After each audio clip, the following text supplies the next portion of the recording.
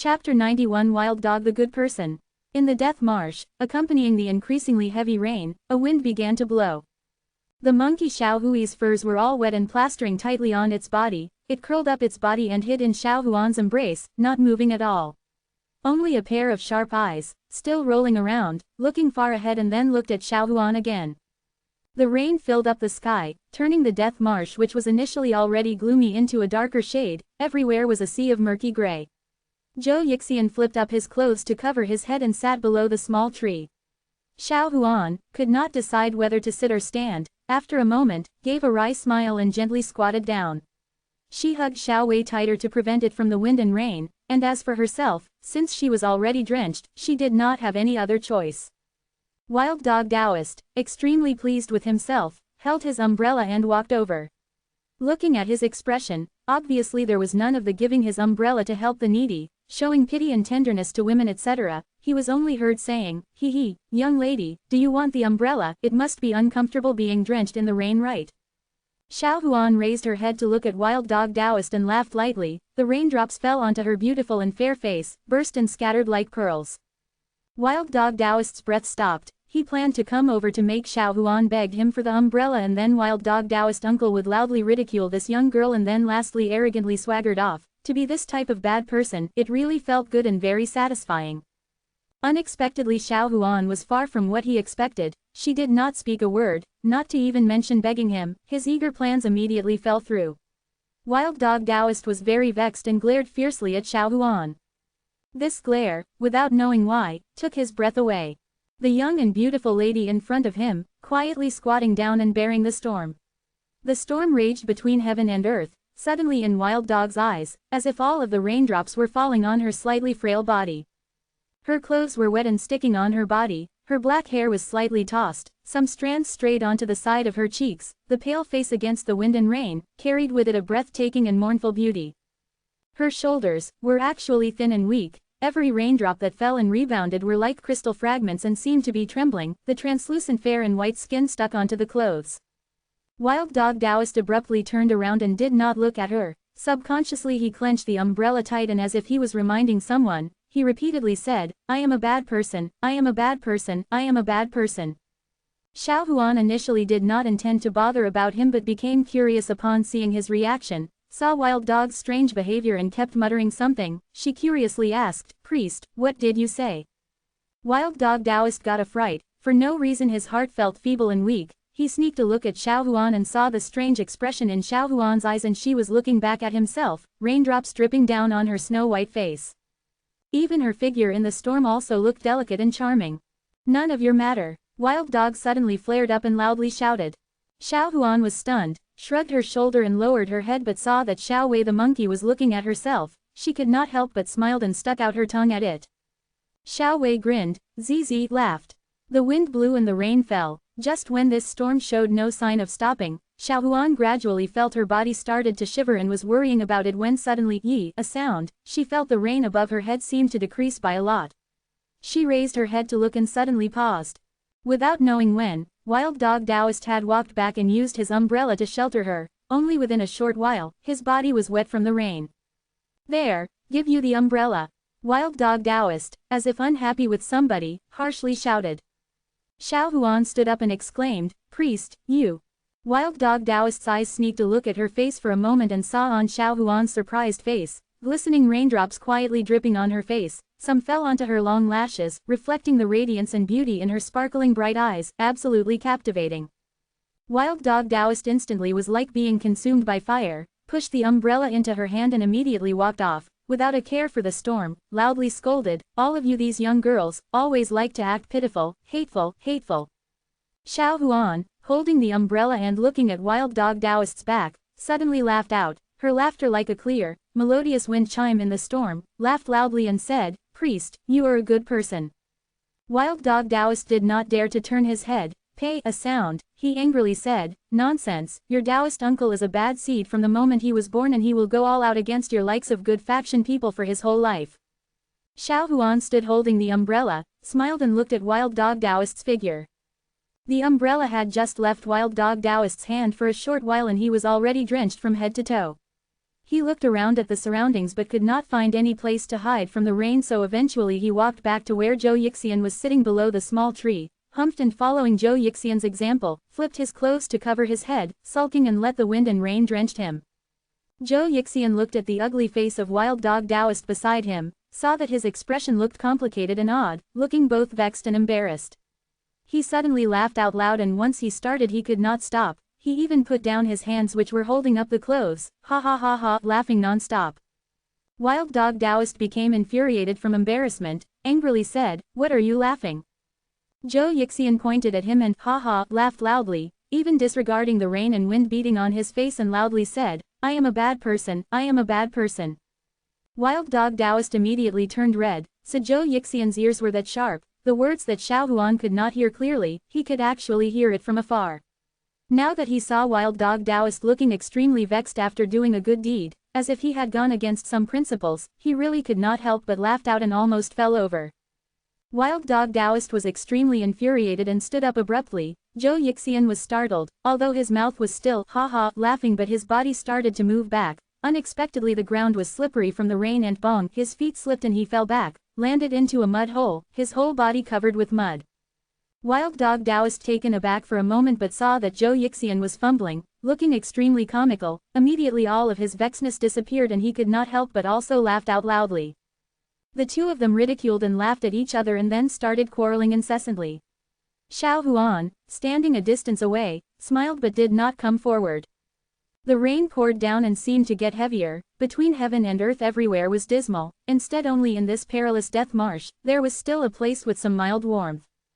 In the evening the rain suddenly screeched to a stop. A moment before the sky was so dark that it looked like it was almost the end of the world, and the moment after the clouds had already cleared. One wondered if such weather only existed in this death marsh. Xiao Huan heaved a long sigh and closed the umbrella. She looked up at the sky. Although it was evening, but after the heavy rain, the haze had dispersed slightly and the sky looked to be even brighter than daylight. Even the air, those rotting stenches, right now had also temporarily disappeared. Xiao Huan turned around and looked in the direction of the small tree. Zhou Yixian and Wild Dog Taoist were still sitting there. Just now during the big storm, both of them were still arguing loudly, but after weathering the storm, the two of them obviously did not have any energy left, lifelessly put their clothes down from their heads. A sound of shush, the water flowed down like rain, poured from their clothes. Xiao Huan smiled and turned around. She placed Xiao Wei down, and when Xiao Wei touched the ground, it leapt up twice and shook itself, causing the rainwater to spray all about. Even Xiao Huan could not avoid in time. Xiao Huan laughed and chided it. She saw that within the water plants nearby, there seemed to be a small pond and walked over. She found a spot where there was not much water plants and looked down. The flora in the pond were luxurious. Even in this broad water surface, it seemed to reflect a faint clear jade color, and she was unable to see how deep this pond was. Xiao Huan looked at her own reflection in the water reflection, slowly tidied up her appearance. The hair strands that were messed up by the storm, slowly returned back to its place, just that the clothes on her body were still wet from the storm and sticking onto her body, making her feel uncomfortable. Far behind her, Zhou Yixian and Wild Dog seemed to start bickering again, but their voices were not very loud, so it was not that clear. The surroundings also suddenly quietened down. From the relentless storm until now, it seemed to be especially quiet. Even on the water plants beside her, the glistening water bead silently rolled along the green leaf vein. The sound of the water bead dropping into the pond also seemed to be especially loud. Xiao Huan took a deep breath involuntarily. After the rain, the air contained an indistinctly sweet smell. Suddenly, Xiao Wei, who had been quietly staying in the back, made a sharp and tense zzz shout. Xiao Huan got a shock and gave a questioning stare, but suddenly became speechless. In the pond in front of them, in the dense water plants near to them, a pair of eyes appeared, almost twice as big as an average human, and staring at her. Xiao Huan exclaimed in surprise. Zhou Yixian and Wild Dog Taoist, who were a distance away, were startled, but without waiting for them to react, the surface of the pond in front of Xiao Huan exploded. A thick column of water suddenly arose and attacked straight towards Xiao Huan. Xiao Wei shrieked out loud. Xiao Huan's face turned pale, but she was still calm. Subconsciously she took a step back, her left hand withdrew into her sleeve. The water column looked like it was going to hit Xiao Huan in an instant. Suddenly an orange halo shot out from Xiao Huan's left hand and became a light screen, shielding in front of her. That big thick water column was blocked by that orange light screen. instantly stopped in midair and was unable to move forward. At the same time an extremely hoarse muffled shout emitted from the water column. The water column shook in the midair and within the white water sprays, a black figure appeared and intended to land back into the pond. Xiao Huan had not recovered from her fright and was about to step back. At this moment, a sharp whistling was heard in the air and a light yellow figure, like a flash of lightning, bolted over and in an instant, appeared before her. It was Jin Pinger. Jin Pinger's pretty face looked deadly, her right hand waved and the purple energy immediately surged and directly entered into the pond. In a short moment there was a loud boom, a turbulent water wall shot up from the pond and charged up directly into the sky, its height exceeding several jong. That black figure was forced out by her but still appeared to have some strength left. Although it did not dare to deal directly with Jin Pinger but following the flow of water, it leapt backwards and landed in the water plants with a plop. Its body was seen writhing, like a fish, swiftly swimming forward. Everyone was stunned. That strange thing looked like a human but this type of movement in the water was not what an average human could achieve. Jin Pinger frowned slightly but did not chase after it. Looked like that strange thing was going to disappear into the far corners of the pond within the haze.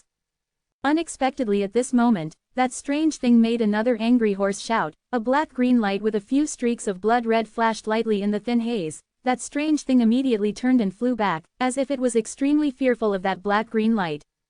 Just that when its body was in midair, the verdant water plants in the pond underneath its feet, stretching both sides from beneath its feet suddenly rapidly withered and turned brown, even the surface of the water also turned slightly black. Only the plants in Jin Pinger's direction remained verdant. The strange thing seemed to bellow its last roar but still did not dare to land back into the pond. It flew towards Jin Pinger, evidently making its final fight. Xiao Huan cried out, "Sister, be careful." Jin Pinger's expression did not change, a sneer appeared on her pretty face. As the black strange thing approached nearer, Jin Pinger's pretty eyes flashed, her right hand suddenly raised and the purple light swelled. Nobody could clearly see what magical weapon was used in the resplendent purple light but saw the purple rays like swords, struck down on that strange thing's head. That strange thing who made a muffled shout, its body flew a few jong from the impact into the sky and following which it dropped down heavily, its hands and feet twitched and looked like it would not survive. Gradually it started to quieten down, the turbulent waves in the pond also slowly settled down. Everyone turned to look at that strange thing on the ground and then, each one of them, including Jin Pinger, were all taken aback. That was really a strange monster but it was a strange monster that looked like a human. Like a human, it had hands and legs and even on its body, there was tight-fitting clothes but it seemed like to increase flexibility in the water, it wore little clothes. The skin that was not covered, flakes by flakes, it looked like fish scales. But the thing that shocked them most, was its head. This was actually a fish head, the lips, gill and even the eyes, were also like a fish, it did not have eyelids. Right now that fish head human body strange monster lay on the ground, blood flowed continuously from its mouth and its body did not move at all, seemed like the heavy blow from Jin Pinger, struck it to death.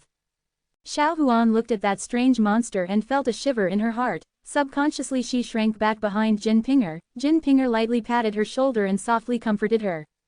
After a while, from the haze in front of them, two people slowly walked out. Although they walked out at the same time but both of them were rather far away from each other, as if staying vigilant against each other. It was Ghost Li and Wan Du Clan Qin Wuyan. Ghost Li's gaze swept around, he paused for a while at Xiao Huan's face who was behind Jin Pinger and then moved away. Xiao Huan looked at Ghost Li and then looked at Qin Wuyan and could not help but felt shocked. These three evil factions' younger generation most outstanding experts suddenly were secretly meeting up, and for whatever reason, it made one perplexed and excited thinking about it. Qin Wuyan walked to the strange monster's body and used his feet to kick it. That strange monster flipped and did not move. Qin Wuyan indifferently said, "Dead." Xiao Wei, who was hiding at the side, Zizi, shouted twice and jumped onto Ghost Li's shoulder. Ghost Li looked at Wild Dog Taoist and looked at Zhou Yixian and Xiao Huan, seemed to frown and then slowly said, "All that is to be said have been said, so that's all." After speaking, he turned around and was about to leave when Qin Wuyan suddenly said, "Ghost Li brother, this not human and not animal strange monster suddenly appear here, there is something fishy about it, don't you think so?" Ghost Li stopped but did not speak. Jin Pinger looked at Qin Wuyan and said, "Why, you know what this is." Qin Wuyan was taken aback for a moment and shook his head slightly. He looked at Jin Pinger and Ghost Li's expressions again, they also seemed not to know where this half-human half-fish strange monster came from. Just at this moment, Suddenly somebody walked out beside them and loudly said, "I know where this strange monster came from." The three of them got a shock at the same time and turned to look. It was Zhou Yixian. Even Xiao Huan was also shocked and said, "Grandfather, you know." There was still mud on Zhou Yixian's forehead, but right now his demeanor was extremely unusual. With his hands behind his back and his expression haughty, he said, "Your grandfather has been roaming the world all his life. The bridges that I have crossed are more than the roads that you have walked. Do you think I have lived in vain? This strange monster is called human fish. Actually, it is not considered an evil monster, and in the southern borders range of thousands mountains, the human fish race is one of the 63 different races." Ghost Lee and the rest were all surprised. Naturally, everyone knew about the thousands of mountains in southern border, but in the southern border's wildlands, nobody had heard of the 63 different races. However, looking Zhou Yixian's expression, he did not look like he was spouting nonsense. Jin Pinger frowned and said, "That is strange. The southern border is no less than thousands of miles from Death Marsh. Why did this human fish come all the way here?" This question befuddled the haughty Zhou Yixian. He scratched his head and said, "That I don't know." Everyone remained quiet for a while and looked like there would be no conclusion. Ghost Lee was the first to turn and walk away. Xiao Wei, the monkey on his shoulder, suddenly turned around, grinned and waved at Xiao Huan. Xiao Huan smiled. Wild Dog glanced at Xiao Huan and followed up, but he had only took a few steps when Xiao Huan shouted from behind, "Priest, the road ahead is perilous, you must be careful." Jin Pinger was surprised and looked at Xiao Huan, but Xiao Huan was smiling and did not look different. Instead, Wild Dog Taoist, who was ahead, sped up. Nobody knew if he heard or pretended not to hear. Without even turning his head, he rushed up to catch up with Ghost Lee. Qin Wuyan looked at the direction where Ghost Lee left, walked over to Jin Pinger, smiled and said, "Jin Fairy's purple light sword, reputation is well known. Now that I have seen it, it really deserved its reputation." Jin Pinger smiled blandly and said, "Qin Gongzi is making fun of me. How can I compare to you? Just by using a little poison and it can change this pond into a poisonous pond. Within 50 years nothing can grow here." Qin Wuyan's eyes froze. His expression also seemed to turn cold. He looked at Jin Pinger for a while, then unhurriedly said, "My humble selves, Fu Ping, simple poison was made only within half a year. It is just a bag of tricks and did not catch the master's eyes, so it was never shown. Didn't expect that Jin Fairy know about this. My humble self is really filled with admiration, really admire." Jin Pinger met his stare and did not show any sign of yielding. She said, "Qin Gongzi overpraise me." Qin Wuyan looked at her again. A cold ray flashed in his eyes, but then a smile appeared on his face. He nodded and said, "As such, my humble self will make a move first, the plans that we have made." Jin Pinger interrupted him and said, "Don't worry, I know what to do with that matter." Qin Wuyan smiled and said, "Good," and then nodded towards Xiao Huan, considered that he had made his greetings, turned and left, disappearing quickly into the haze.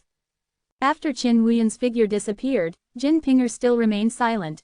After a while, she suddenly heaved a long sigh. Xiao Huan, who stood behind her, almost at the same time could feel that actually Jin Pinger's body had been tensed all along and only now then her body relaxed.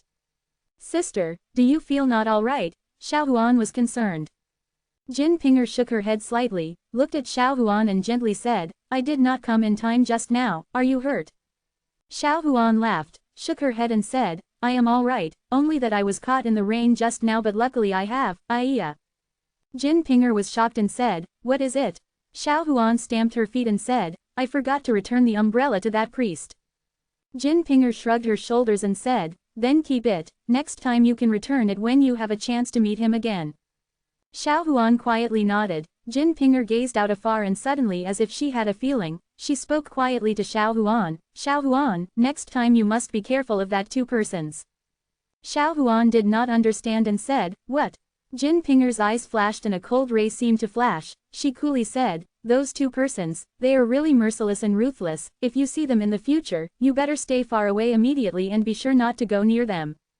Xiao Huan kept quiet and slowly nodded, but in her heart, for no reason, she suddenly felt disappointed. Indistinctly she recalled back many years ago, that young man who was cheated of his money by Zhou Yixian. Chapter 92 Mantis. The mantis stalked the cicada, unaware of the oriole behind. Wild Dog Taoist followed Ghost Lee, trudging deep into the death marsh. Because of the heavy rain earlier in the day, the initial soft loose soil turned extremely muddy. But after Ghost Lee met up with Qin Wuyan and Jin Pinger, he insisted not to use magical weapon to fly and instead to travel by foot.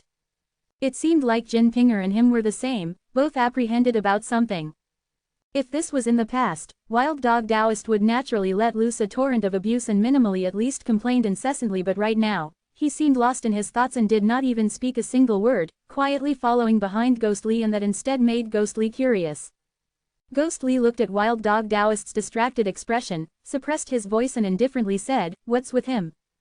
These words seemed to be for himself because other than the water plants and ponds that looked icy cold in the death marsh, there was no other person at all, other than the monkey, Xiao Wei, on his shoulder. And it was Xiao Wei, who was looking drowsy before and after hearing Ghostly's question, like being stimulated, it suddenly became excited. Its extremely intelligent-looking eyes rolled around and suddenly, jumped down from Ghostly's shoulder and started to dance.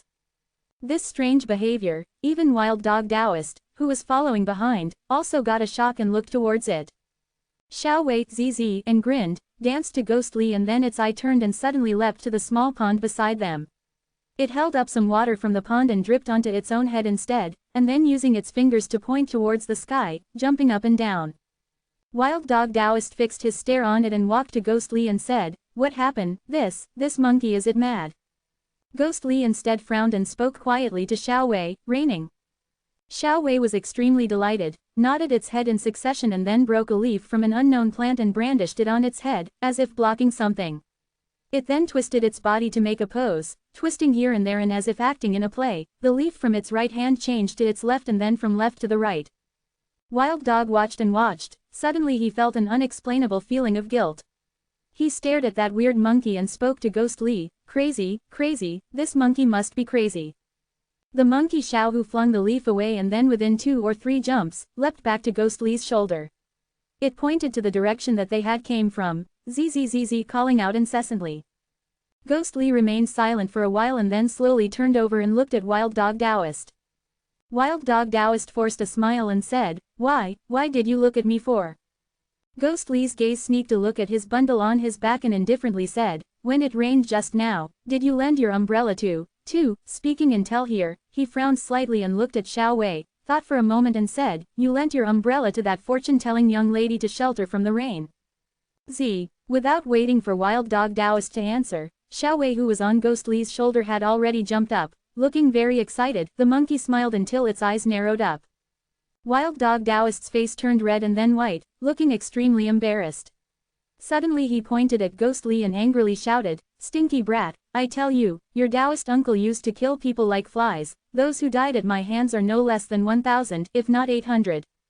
Ghostly glanced up at him and with a look that showed he did not even care, turned and stepped forward, indifferently saying, "Whether you have killed 1,000 or 800, what does it have to do with me?" Wild Dog Taoist's breath stopped. He could not carry on his initial bragging to boost his vibes. Ghostly was heard speaking slowly from ahead. "Then again, even if you have killed 1,000 or 800, what does it have in relation to you lending the umbrella to that young lady?" After he had spoken, he stopped walking and turned back to look at Wild Dog Taoist. Wild Dog was stunned, as if facing a powerful opponent. He said, What do you want to do?" "No, what did you say?" Ghostly appraised him and suddenly laughed. He said, "But ever since after the Forsaken Abyss, you have surprised me again with this matter. Quote. Unexpectedly you will also perform such hero save the beauty stuff." Wild Dog Taoist stared at him dumbfoundedly, and until he recovered, Ghostly had already walked off with Xiao Wei, his figure almost vanishing ahead into the haze. Wild Dog Taoist looked at that direction, then suddenly leapt up in anger, stamped his feet and said, "Pei, your father, I have always been a bad egg and have never done such a thing in my life, and furthermore, to say that the young girl is considered beauty, Wild Dog Taoist scratched his head and suddenly stopped while frowning. After a long while, as if talking to himself, he said, "Actually that young girl looks not bad." Speaking such words, Wild Dog Taoist seemed surprised at himself and suddenly shook his head violently and cursed softly. He walked ahead in big strides towards the direction where Ghostly had gone to catch up. Soon he disappeared into the gradually thickening night haze. Silence all around, the sky gradually darkened and the darkness invaded, slowly swallowing everything. The other side of the Death Marsh. Evil faction Chongshen Hall leader Yu Yongzi in a robe of white, hands clasped behind his back and looking up into the sky, the night breeze in the Death Marsh blew, gently fluttering his robe. His bearing like a celestial immortal.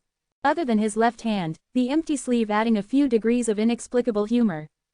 That Qing Yunhil battle, he unfortunately was hurt by the world's #1 remarkable sword, the mark by Zhu Xian. The night breeze carried some chill and the air still seemed to carry the humidity from the earlier heavy rain. The darkness filled the surroundings but only his figure was proud and conspicuous. In the darkness behind him, indistinctly breathing sounds were heard. Those were his sect's men, hiding in the darkness and patiently waiting for his order. Evil faction Changshen Hall rose to prominence 800 years ago, and until Yu Yongzi this era, it was already the 7th generation. They had came a long way, but nobody knew better than Yu Yongzi, that behind this grand view the danger that Changshen Hall faced. No successor. In the Qingyun battle 10 years ago, Yu Yongzi was elected to be the in charge by the other 3 powerful branches of the evil faction.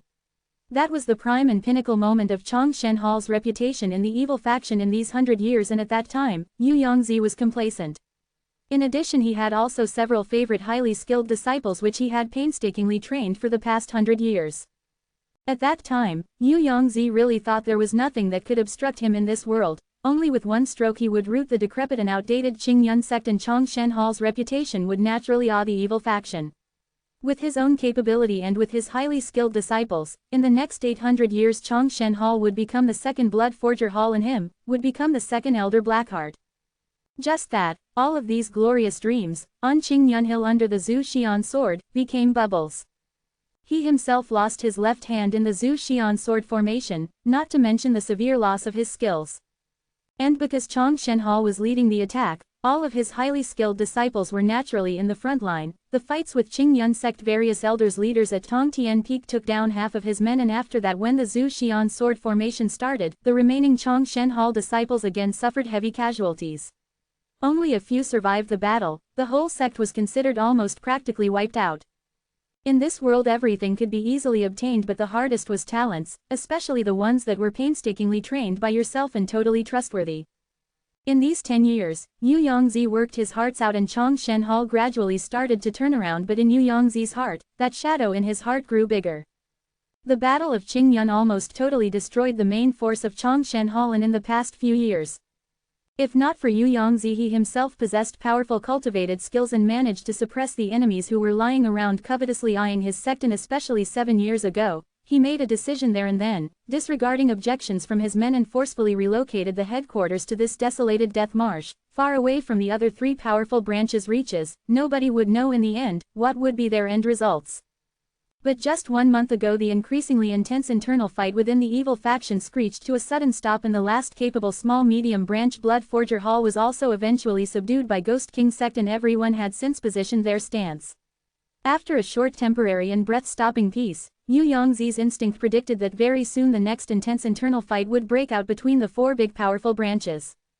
After all, in the countless evil faction disciples' hearts, the figure of Elder Blackheart unifying the evil faction and marching unhindered all over the world 800 years ago had already become an eternal legend. But legend was still a legend, and right now at this moment, to Changshen Hall and even to Yu Yongzi, their situation was extremely unfavorable. Limited by their capability, in the internal fight for the small and medium-sized branches, Changshen Hall were unable to join in. As such, over time, the differences between their strength and the other 3 powerful branches were stretched even further. This matter lay heavily in Yu Yongzi's heart, and he almost could not sleep. Also at this moment, as if the heaven had opened its eyes, the signs of the birth of a rare treasure suddenly appeared in the death marsh just beside Changshen Hall.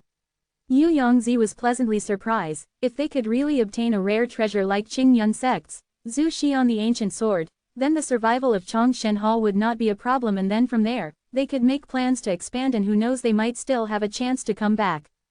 Under such circumstances, Changshen Hall viewed the rare treasure in the death marsh as something that was already theirs and would never allow others to encroach on it. Just that the news was somehow leaked out, and within a few days it had already caused a stir in the world. Immediately the world viewed it with fear, and the good and evil faction experts, one by one, gathered in the death marsh. Yu Yongzi was shocked and angry, but right now he could not turn back. Therefore Changshen Hall full force was assigned into the death marsh, on one hand to search for that rare treasure location, and on the other hand, to watch and kill those that came. In the past few days, the number of people that were secretly killed by Changshen Hall in Death Marsh were no less than a dozen, and among them, there were individual good faction celestial being and also highly skilled disciples from the other evil faction branches. For the sake of his own sect's survival, Yu Yongzi could not care less. This night Yu Yongzi received his sect's secret report. A group of good faction men had set up camp near the bottomless pit, at the periphery of the Death Marsh, and were getting ready to spend the night there. And in the next few succession of reports from the scouts, Yu Yongzi's face became colder and colder. In his heart he already knew who those people were. Those were the young and elite disciples of Qingyun sect. Initially there should only be a dozen or more men, but after hearing the scouts' reports, the number of people were already more than a dozen, and with them, there were monks and people dressed in Fenshang Valley clothes. Yu Yongzi frowned tightly and breathed deeply. He gazed out far ahead, as if waiting for something. After a long while, a light footstep sounded in the darkness behind him. A shrewd, gaunt, middle-aged man walked to Yu Yongzi's side, and Yu Yongzi immediately turned around and faced him. Obviously this person's status was special. This middle-aged man's name was Mengji, and he was one of the elite disciple of Chongshen Hall Yu Yongzi, and also one of the few Chongshan Hall disciples that survived the Qingyun Hill battle. Therefore he was one of the people that had Yu Yongzi's deep trust. Right now one of the reason why Yu Yongzi still could not make up his mind was also because he was waiting for this person to come back. Mengji bowed to Yu Yongzi. Yu Yongzi shook his head slightly and said, "Forget it, dispense with courtesy, how is it?" This question was asked out of the blue, but Mengji obviously knew the meaning of Yu Yongzi's question. He quietly said, "Subordinate have already brought men to Blackwater Trench and White Horse River, which are on the other side of the Death Marsh, to search, but did not find any signs of the Ghost King sect. Wandu clan and Heihuan sect men arriving in force, only a few lower-ranked figures were found and subordinate already handled them." Yu Yongzi perked up and a smile appeared on his face for the first time. He nodded and said, "Good. As such we have no more concerns. Tonight we will attack those uppity young people from Qingyun sect, Tianyin Temple and Fenshang Valley in full force. First get rid of these people, then the good faction will be powerless to vie with us again." But Mengji did not seem delighted, instead he seemed worried. He hesitated for a while and eventually still say, "Sect leader, but 3 days ago news from our undercover men stationed near Big Wang village reported that it seemed like Ghost Li and Qin Wuyan has already arrived. Furthermore Heihuan sect Jin Pinger's location has always been uncertain, we cannot not be wary." Yu Yongzi's face twitched, revealing indignation. He hatefully said, "How would I not know? Those good faction people only want that treasure, while those people from Wandu clan, Ghost King sect, what they want is my life." Mengji trembled but did not reveal what his thoughts. He looked uncertain and quietly asked, "Sect leader, then what shall we do?" Yu Yongzi humphed, breathed deeply and relaxed his body. He said, "By now we can't turn back already. Taking the advantage that Wandu clan, Ghost King sect and Heihuan sect men has not arrived, we first settle those good faction brats, then search for the treasure in full force. Looking from the signs in the past few days, this must be an extraordinary treasure. Once we obtain it, we don't have to fear the other 3 branches." Mengji bowed his head and said, "Sect leader is brilliant." Yu Yongzi nodded his head slightly and turned around, calmed himself down and focused. He then stretched out his only right hand, waved heavily once into the darkness, and immediately the shadows assembled. In a short while a big group of Chongshen disciples appeared, moving with ease to make a long-range raid towards the direction that Yu Yongzi's finger pointed. The boundless night, bleak with an aura of death. Death Marsh, bottomless pit. The stretch of land looked like a piece of flat ground during the day, but nobody knew why it had such a strange name. Unless they were the villagers that had lived for years near the Death Marsh, then they would know that in the middle of these lands, a big piece of land that looked nothing different from the rest, all overgrown with wild grass, was actually an enormous bottomless pit. And in it, suction power of the sludge was extremely strong, and if an ordinary person stepped in unaware, he would be sucked in less than a moment, and then from there without any trace rotted silently under the deep marsh. Therefore the reason for the Death Marsh name was because in the marsh, these type of horrible silent killers were numerous. But these young good faction people were obviously not ordinary people. Qingyun sect group of people traveled for a few days in the Death Marsh, and in between met Tianyin Temple and Fenshang Valley disciples. The 3 parties joined together, and contrary to expectations, they saw familiar figures. Tianyin Temple had Fa Shang, Fashion as leaders, and among Fenshang Valley, there were Li Xuan and Yan Hong. But just that after meeting up, their relationships became greatly different. Xiao Yikai as the leader of Qingyun sect disciples got along harmoniously with Tianyin Temple disciples, and they chatted merrily, but over at Fenshang Valley instead, there were some estrangement feelings with these 2 big sects, as if they purposely maintained their distance. The delicate reason within, everyone knew in their hearts but on the surface, they were still courteous and the three sects worked together, for justice and morals, kill the evil and eliminate the demons, exterminate the evil faction. This night, the group of people stayed near the bottomless pit for the night. After starting up the bonfire and reminding the junior brother and sisters again not to wander off on their own, Xiao Yikai then invited Tianyin Temple Fa Shang, Fenshang Valley Li Xuan to a corner and quietly discussed. And at this moment, Li Xuan was frowning slightly, a disdain expression in the recesses of his eyes, but his expression still maintained an amiable look. He quietly said, "Xiao senior brother, perhaps you worry too much." Xiao Yikai smiled and said, "If Li senior brother have any brilliant suggestion, please say. My humble self will respectfully listen." After Xiao Yikai and Faxiong's attention were on him, Li Xuan paused for a while then said, "I thought our forces are formidable after our three sects entered the marsh, the disciples that Chongshen Hall sent out were all routed by us. And ever since from the Qingyun battle, Chongshen Hall highly skilled disciples are all either dead or injured, other than the Yu Yongzi holding up the fort, the rest are really not worth any consideration. Instead Xiao senior brother said there will be danger tonight, isn't it too much?" Xiao Yikai, after remaining silent for a while, said, "What Li senior brother said makes sense. But in evil faction Chongshen Hall, Yu Yongzi sect leader's skills is extremely powerful. Just him, we cannot let our guard down. Other than that, from the time Chongshen Hall rose to prominence and ranked as the evil faction four big powerful branches until today, it has already been 800 years long. As the saying goes, the centipede does not die easily, and beside they are determined to get this Death Marsh's rare treasure. The dog might be desperate enough to jump over the wall, we better be careful." Fa Shang nodded and said, "Xiao senior brother words make sense, we really have to be careful."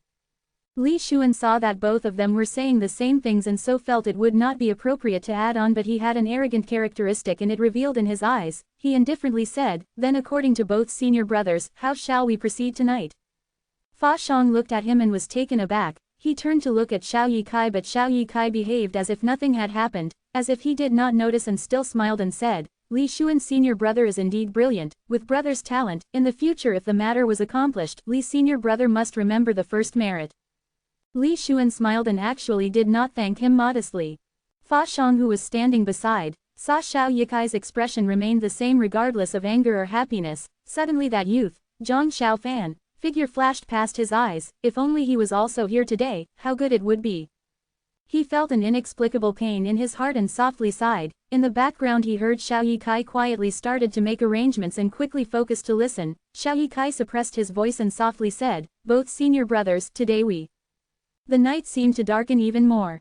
The night in the Death Marsh seemed to be enveloped by the black clouds, or maybe during each night, this enormous Death Marsh would generate a haze. Sheets and sheets of gray mist in the night air, not to mention the moon, even a single star also could not be seen. Near the bottomless pit where the good faction young disciples were resting, other than a few bonfire ashes remnants struggling to burn, everywhere was quiet, not a single sound. Indistinctly looking into the darkness, those good faction disciples were curled up into their clothes and covered their whole body tightly. After all, these young people's cultivated skills were not enough to stand the Death Marsh night chill that seeped into their bones. Chongshan Hall disciples silently surrounded these people in all directions, quietly waiting for Yu Yongzi's command in the darkness. Yu Yongzi slowly stretched out his only right hand. Standing beside him, Mengji suddenly quietly said, "Sect leader." Yu Yongzi's hand paused. He felt slightly unpleased, but as Mengji was an important figure in his heart, he controlled his temper and said, "What is it?" Mengji seemed to sense Yu Yongzi's resentment, but after hesitating for a moment, he still said, "Sect leader, look at these good faction people. How come there is not even a single night guard around?" Yu Yongzi was stunned for a while and then sarcastically said, "These brats, ambitious and arrogant, these few days I executed plans to make them underestimate the enemies. They have already thought we are useless and totally disregard us at all. It is not surprising to see that there are no night guards." Mengji's expression changed, but eventually he kept quiet. Yu Yongzi did not pay attention to him again. His right hand flipped and a strange mirror with black and white sides appeared in his hand. He then flew up into the sky and drew a brilliant light streak across the night.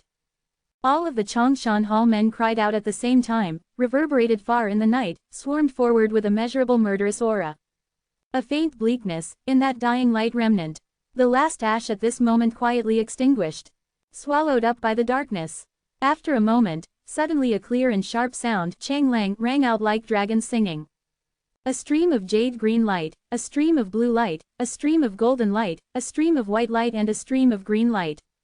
5 streams of brilliant strange lights, at the night black screen, like a sharp sword piercing the firmament, suddenly appeared in the deepest corner of the darkness and charging towards the Changshen Hall men. And behind their back, even more brilliant light rays, appeared one by one. Yu Yongzi saw it all, his face turned extremely pale. Chapter 93 Oriel. It happened suddenly, the unforeseen event arose suddenly in the dark. Those Changshen Hall men were caught unaware and could not react in time. And in this flint spark moment, the good faction men who were lying in ambush and all ready to risk their lives, each one of them wielded their magical weapons and charged over.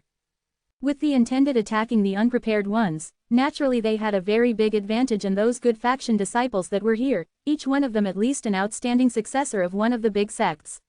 Although their cultivated skills might not be on par with Yu Yongzi, that kind of figure, but against the ordinary sect members, they far exceeded them. The moment was likened to a tiger entering a sheep flock. The good and evil faction had always viewed each other as enemies, and naturally they would not hold back during attack. Various kinds of light flashed crazily in the night, wails and screams were heard incessantly, and the smell of blood arose immediately, drifting within the death marsh. Among the different light rays, the one which was the nearest, flashed a blinding gleam of jade green light. It belonged to Qingyun sect, Longsho Valley disciple Lin Jingyu's Dragon Slayer sword. This young man, who had never displayed his skills, right now suddenly became a dazzling icon. The Dragon Slayer's sword gave a thundering sharp whistle, the incredible jade-colored light exploded up towards the sky, bathing its owner in it. Without any hesitation, he charged right into the Changshen Hall group of people. That was the most splendid stream of light in the night. His eyes were cold, but deep inside, a fervid zeal seemed to burn, as if thirsting for the other party's fresh blood to be shed by the cold lights. The first several Changshen Hall disciples, after the jade green light rays swept past them, became a spray of blood rain. The crowd was in an uproar and gushed forward to besiege him, but Lin Jingyu seemed not to even care about the attackers coming from behind his back and only looked forward, charging into the densest area, killing wherever he went, and he could not be stopped. Everywhere he went, blood and flesh splattered. The rest of the good faction disciples caught up after a short while, and each wielded their magical weapons and fought in close combat with the Changshen Hall men. In the chaotic battle, Xiao Yikai, who was shocked by Lin Jingyu's actions, shouted loudly, "Lin Junior brother, be careful." Just that Lin Jingyu seemed not to be able to listen to anyone's warning, he who at this very moment right now, had already become a totally different person from that youth who was learning the craft at Longsho Valley. Holding the Dragon Slayer's sword in his hand, his body turned into an evil killing light. Countless of Changshen Hall men surrounded him completely, even with that he never turned his head back once. The Dragon Slayer's sword glistened while been brandishing in the night, numerous fresh blood sprayed up and spilled, staining his robes.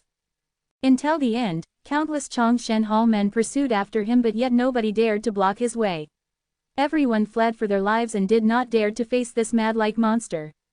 Until, a piercing sound woo-woo was heard coming from deep inside the darkness, a white light flashed past and a circular object, spinning and descending at a great speed from the sky, aiming for Lin Jingyu's head. Lin Jingyu cried out loudly. The Dragon Slayer's sword, which was swishing in the air and fighting with the enemies, immediately flew back. He grabbed it with one hand and pierced it towards the sky. Instantly the jade green light swelled immensely and he leapt and soared into the air. Unexpectedly that disc thing became even more powerful. Black and white lights shone out in turns and actually forcibly suppressed the resplendent jade green light. For the first time Lin Jingyu's face turned pale. He knew that a master had finally emerged from Changshen Hall, and although this unknown magical weapon looked to be unremarkable, but it totally disregarded the Dragon Slayer's sword's unparalleled sharp sword light rays, carrying with it a force of extreme pressure and rapidly pushing down. With the increasing pressure from that disc, Lin Jingyu's face became paler and paler. Suddenly he bellowed and flew out inverted. Only a split second later, that disc slammed down with a boom, creating a large pit of 1 jong circumference at where he stood previously. The ruthlessness of this method also showed the person's extreme indignant. Lin Jingyu's body flew out inverted. The Qingyun sect disciples who were behind saw it and went up to catch, but because Lin Jingyu had charged recklessly into the midst of Changshen Hall group, surrounding him were all enemies. Before he could land and stand properly, he already felt severe pain, and the next moment, 3-4 sharp blades were already hacking into his body. Fresh blood spurted like fountain, bright and vivid, it dyed his robes red. The corner of Lin Jingyu's eyes twitched, but he did not have any fear or intention to withdraw. The dragon slayer's sword in his spilled blood became even more brilliant, wheeling around his body, and immediately wails and screams were heard. 3-4 Changshen Hall disciples stumbled back, with limbs severed and vomiting blood. It seemed like they would not be able to survive. Everyone saw that this young man had such courage and for a moment transfixed by him. In a short while the good faction men charged over. Changshen Hall disciples did not dare to continue fighting and retreated back. And at the place where Lin Jingyu was beaten, Yu Yongzi emerged slowly, his expression savage. Where had the celestial demeanor usually seen went to? By this time, the fightings had gradually stopped. Changshen Hall disciples slowly retreated behind Yu Yongzi while the good faction young disciples also came together. Xiao Yikai, Fa Shang, Li Xuan etc. stood at the front. Small Bamboo Valley Wenmin walked over and helped Lin Jingyu to bandage his wounds and to stop the bleeding. At the same time she quietly said, "You this young man, why do you not treasure your life at all?"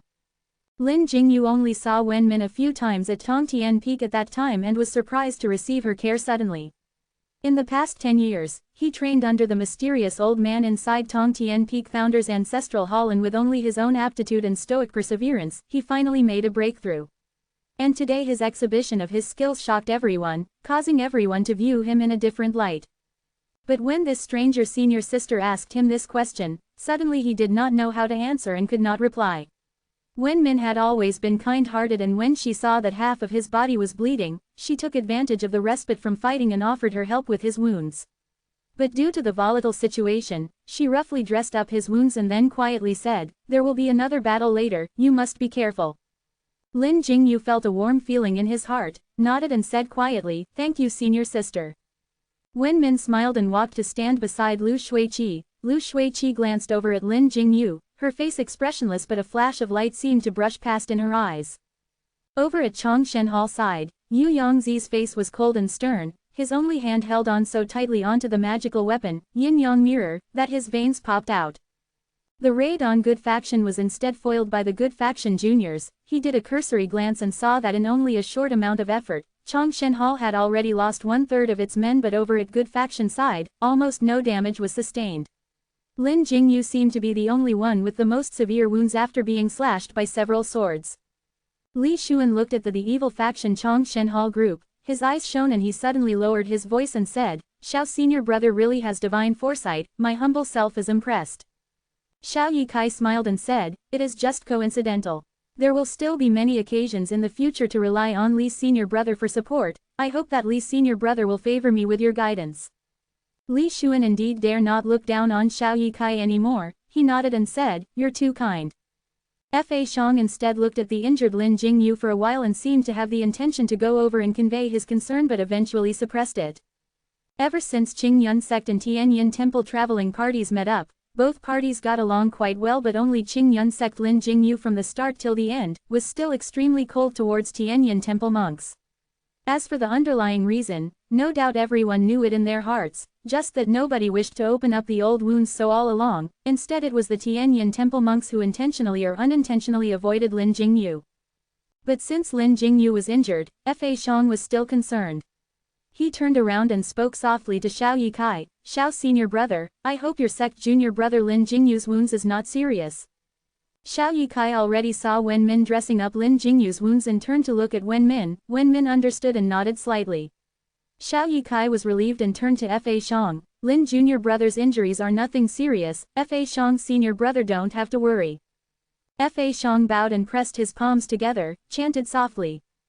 Xiao Yikai took a deep breath and looked ahead. He spoke in a clear loud voice, "Yu Yongzi senior, to say you are considered a senior master too in Changshen Hall ranks as one of the 4 big powerful sects of evil faction, how can you use this kind of dirty tactic and not be afraid that you will be the laughingstock of the world?"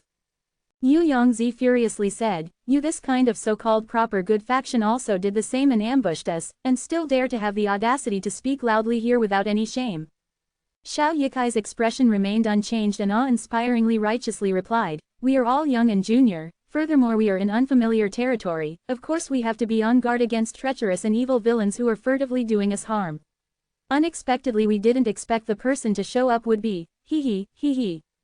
Xiao Yikai was far younger than Yu Yongzi, but because of his sharp tongue, in a few words he had already made Yu Yongzi fumed with anger. He bellowed once and lunged. The Chongshen Hall men who were behind him saw their sect leader made the attack and also charged forward. Xiao Yikai and the rest of the exceptional skilled disciples took up Yu Yongzi while the rest began their battles again. Actually, with Yu Yongzi's cultivated practiced magnanimity, he would not be that easily provoked by Xiao Yikai, but when he saw that the only bit of strength left in Chongshen Hall was also spent considerably in vain, he was extremely pained and incensed, and of all things Xiao Yikai's words insulted him without using vulgarity, every word was sarcastic. Although Mengji, who was beside him, still maintained some sanity and wanted to persuade him, but Yu Yongzi had already charged out. To be able to retain his position of Chongshen Hall sect leader for over 100 years, Yu Yongzi undeniably had genuine talent. Even after losing his left arm at Qingyun battle 10 years ago and suffering great loss of his skills, fighting against one person, Xiao Yikai, he was absolutely not his match. But of course, this kind of one-to-one duel would never happen. Xiao Yikai in the middle, Fa Xiong at left and Li Xuan at right, these three were the most outstanding among the good faction. Younger generation cut off Yu Yongzi and fought him. Yu Yongzi gathered his divine might, using his only arm, he fought as one against three. The magical weapon, Yin-Yang Mirror, in his hand was fantastic and enigmatic. One moment it was black and the next white, emitting bursts of mysterious lights. The magical weapon's lights from Xiao Yikai and the rest were either blocked by this rare mirror or being pulled aside by Yu Yongzi. Nobody could get near him at all. And furthermore, when the white side of the Yin-Yang mirror flipped over, it would actually reflect the magical weapons back at their casters. The three of them initially did not expect that this magical weapon would actually have such ingenious ability and nearly suffered heavy injuries. Li Xuan's left arm was scratched once by his own magical weapon, Zhuyang Ruler, and almost became another Yu Yongzi, one-armed man. The three of them thus did not dare to be careless and retaliated carefully. Yu Yongzi is 1 against 3, and facing these three outstanding talents from good faction, he could actually still maintain the upper hand. His skills and abilities were really exceptional. Only that although Yu Yongzi he himself was powerful, but those men under him were far from it. Facing this group of good faction talented disciples, and not a single disciple's magical weapon was not exceptional, although Chongshen Hall numbers were much more, but slowly they were losing. Other than Tianyin Temple monks whose attacks were much kinder, Qingyun sect and the evil faction had enmity as deep as the sea and its disciples. Attacks were all lethal. Fenshang Valley was no different from Qingyun. As Yu Yongzi was being pestered by those three, although he had the upper hand, but he was unable to get away, and while battling, he looked around and saw that other than Mengji and a few that were making an effort to hold up, the rest of the ordinary disciples had already lost their fighting will and the casualties were more than half. Mengji, with one stroke, forced the Fenshang Valley disciple in front of him to back up. Anxiety showed on his face. He loudly called out to Yu Yongzi, sect leader. Yu Yongzi gritted his teeth, revealing his extreme indignation, but in the end he knew the game was as good as lost. If he were to fight on, even the last reserve of Chongshen Hall would also be spent here. He had no alternative but to loudly call out, "Everyone retreat first, I will bring up the rear." Once these words were said, Chongshen Hall disciples started to flee into the darkness behind. Xiao Yikai and the rest in good faction were extremely sharp-witted and attacked at the same time. The various magical weapons' remarkable lights flashed and one after another immediately rushed at Yu Yongzi. Yu Yongzi gave a bellow of rage and did not even avoid. The yin-yang mirror spinned urgently in the air and charged up. Dang! And deflected the magical weapon, Reincarnation Pearl. It instantly turned from black to white and Xiao Yikai bodies shook. The seven-star sword suddenly lost control while executing its strokes in the air and turned back to attack. The force swift and fierce, and Xiao Yikai for a moment fumbled. He quickly chanted the formula and managed to take back the control of the seven-star sword again. Just with this moment of effort, Yu Yongzi had already pushed the attacking Li Xuan's Zhuyang Ruler aside and the three good faction offensive came to a standstill. But Yu Yongzi did not take the opportunity to escape and instead leapt up and landed among the crowd. The other good faction disciples were chasing after the escaping Chongshen Hall disciples and were caught unaware by Yu Yongzi. Tang tang, a few sounds and he had seriously injured several men. A few were also hit by the yin-yang mirror's heavy force and flew out, landing among the darkness and then suddenly cried out. After a short while there were no more cries. Most probably they had landed at the bottomless pit and ended their lives that way. In the darkness, only Yu Yongzi moved freely and showing his contempt. He weaved in and out, killing people as he went and covering Chongshen Hall disciples who were fleeing. Wherever he went, the yin-yang mirror's black and white light rays would be in front of him and the good faction disciples scattered to avoid it. Its power and might was really considered unexcelled in the world. And at far away, the few indistinct figures who were standing still for a long while, were also concentrating on the situation, especially fixing an unwavering stare at that Yu Yongzi, who was displaying his martial prowess. With the attack by Yu Yongzi, Changshen Hall disciples immediately felt the pressure lifted and in a flash half evacuated, leaving only the bodies on the ground. Yu Yongzi saw it and felt distressed. But at this moment, good faction Xiao Yikai and the rest had already caught up, and with Qingyun Sect Song Daran, Zheng Shushu, Wen Min, Tianyin Temple Fa Shan, Fenshang Valley Yanhong, a total of 8, took out their magical weapons and surrounded Yu Yongzi. Yu Yongzi gave a sharp howl, the killings aroused his excitement, and one by one, the savage sides of his character were brought out. He did not have any slightest sign of fear. The yin-yang mirror spinned and danced, shielding left and deflecting right, drawing the counter-offensive, fighting with these 8 people, from the ground to the sky, and again from the sky back to the ground. Just that after all there were more people on good faction side, and in addition their skills were above average. Even how remarkable Yu Yongzi's skills were, he still could not beat the crowd, and slowly, the yin-yang mirror was being subdued. The 8 people from good faction leapt and flew. Their teamwork gradually gained chemistry, and although it did not look right that these 8 people were attacking one, but they only had to add a sentence in their hearts that this was one of the big evil monster of the extremely vicious evil faction, and they would feel justified. Every stroke was lethal and aiming for the vital points. But Yu Yongzi, with several hundred years of painstaking cultivated skills, how would he be someone to be trifled with? He placed himself under the blades, shadows, and even though he was slowly losing the strength to counter back and the besieging pressures were increasing, but no matter how intensely Xiao Yikai and the rest attacked, they still could not get past his yin-yang mirror with the 2 black and white mystical lights.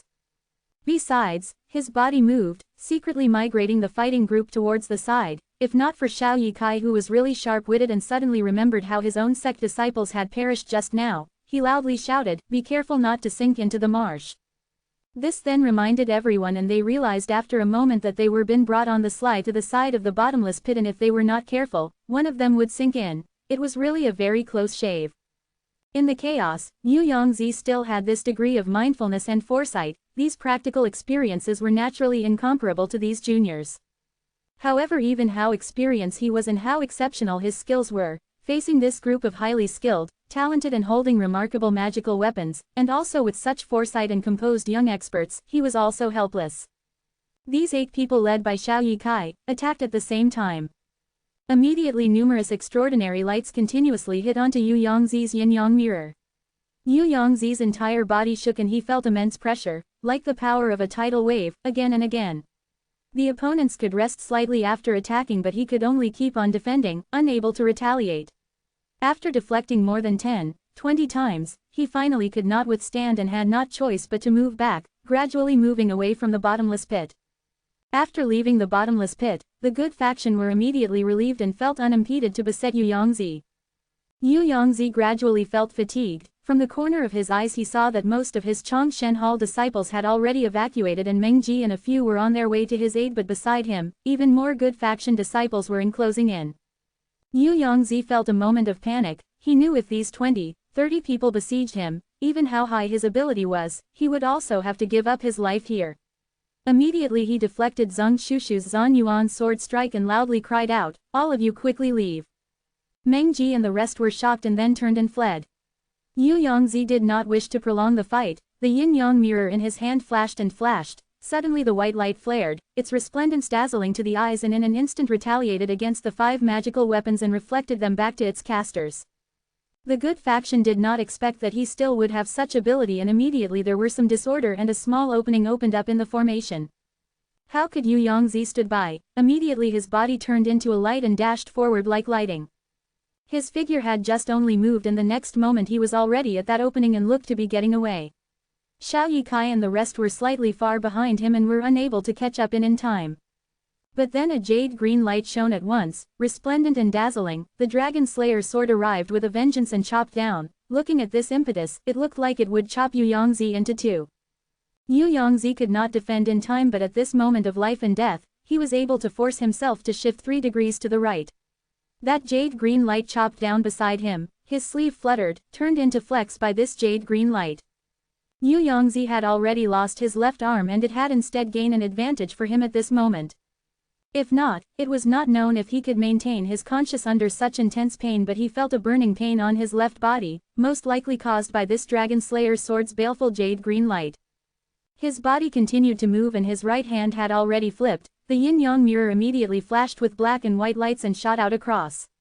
A muffled groan was heard and Lin Jingyu staggered backwards, all of his dressed wounds on his body split open, spurting out fresh blood again. Right now the road ahead was cleared of good faction disciples. Yu Yongzi was delighted and about to exert his powers. At the same time he cursed in his heart. Today the humiliation suffered at these good faction juniors, he would pay it back 100 times in the future. In the death marsh, suddenly a loud explosion was heard. Everyone turned to look. A resplendent dazzling blue light spanned across the horizon. The dark clouds in the sky like ink, rotated around at a fast speed, like a ferocious swirl.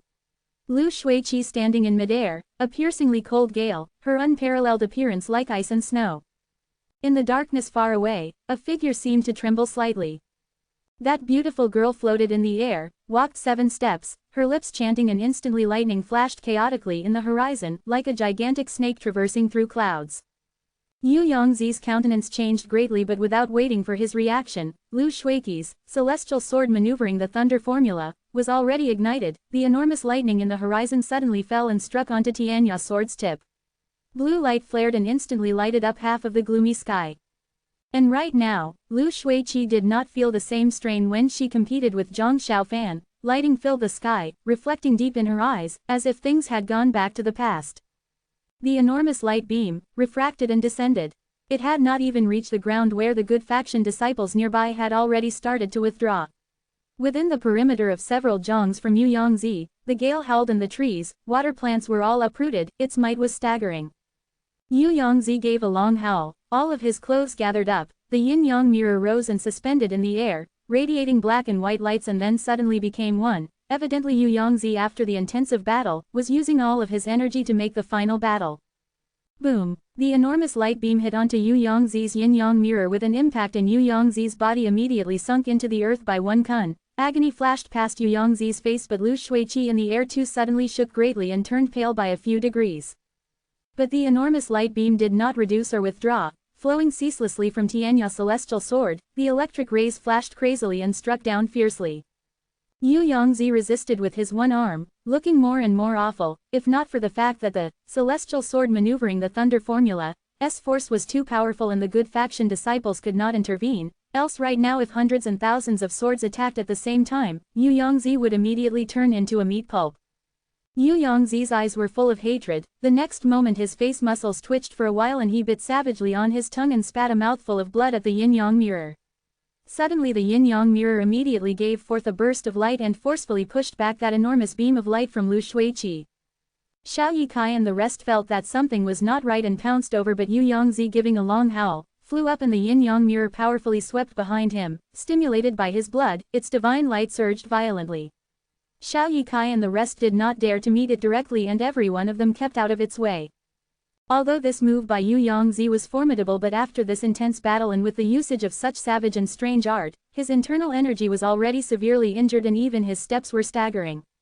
But this person was really amazing. Under such circumstances he could still mustered a breath of energy and flew out, disappearing eventually into the darkness. Li Xuan and the rest wanted to pursue, but Xiao Yikai weighed the pros and cons and loudly stopped them. Don't pursue a beaten enemy. There are dangers everywhere in this death marsh and we are on unfamiliar ground. Our priority is to be careful. Although Li Xuan was not willing to, but tonight Xiao Yikai had predicted like a prophet and he really felt admiration from his heart, so eventually he stopped. This night, this battle, finally concluded with evil faction Chong Shen Hall's crushing defeat.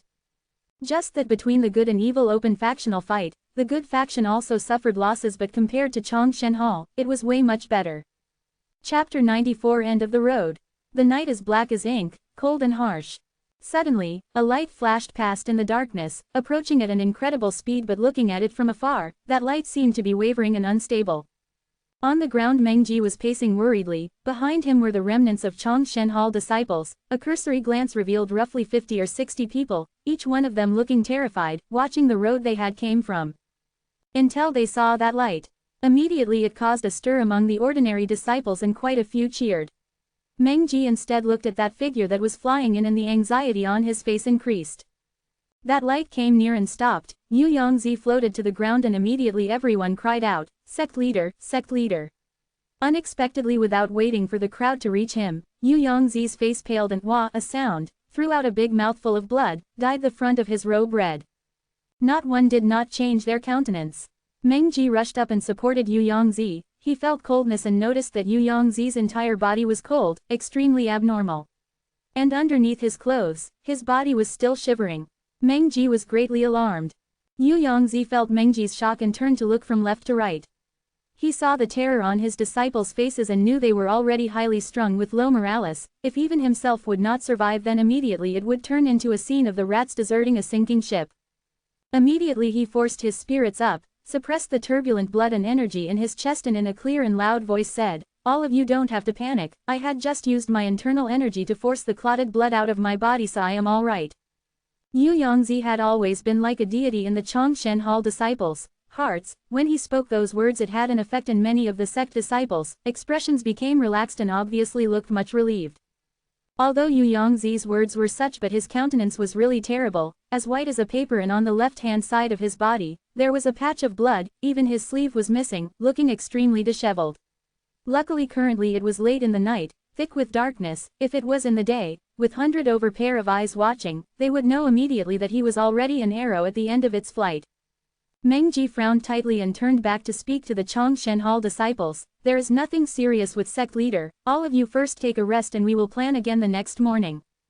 Everyone gradually dispersed, and until Chongshen Hall men were far away, Mengji felt Yu Yongzi's body suddenly sank and quickly supported him. Looking at Yu Yongzi, he felt his heart was almost at his throat. There was not a trace of blood on Yu Yongzi's face and he was panting heavily. If not for his support, Yu Yongzi could barely stand. Mengji quickly helped Yu Yongzi to sit down. Yu Yongzi meditated on the ground and slowly breathed in and out.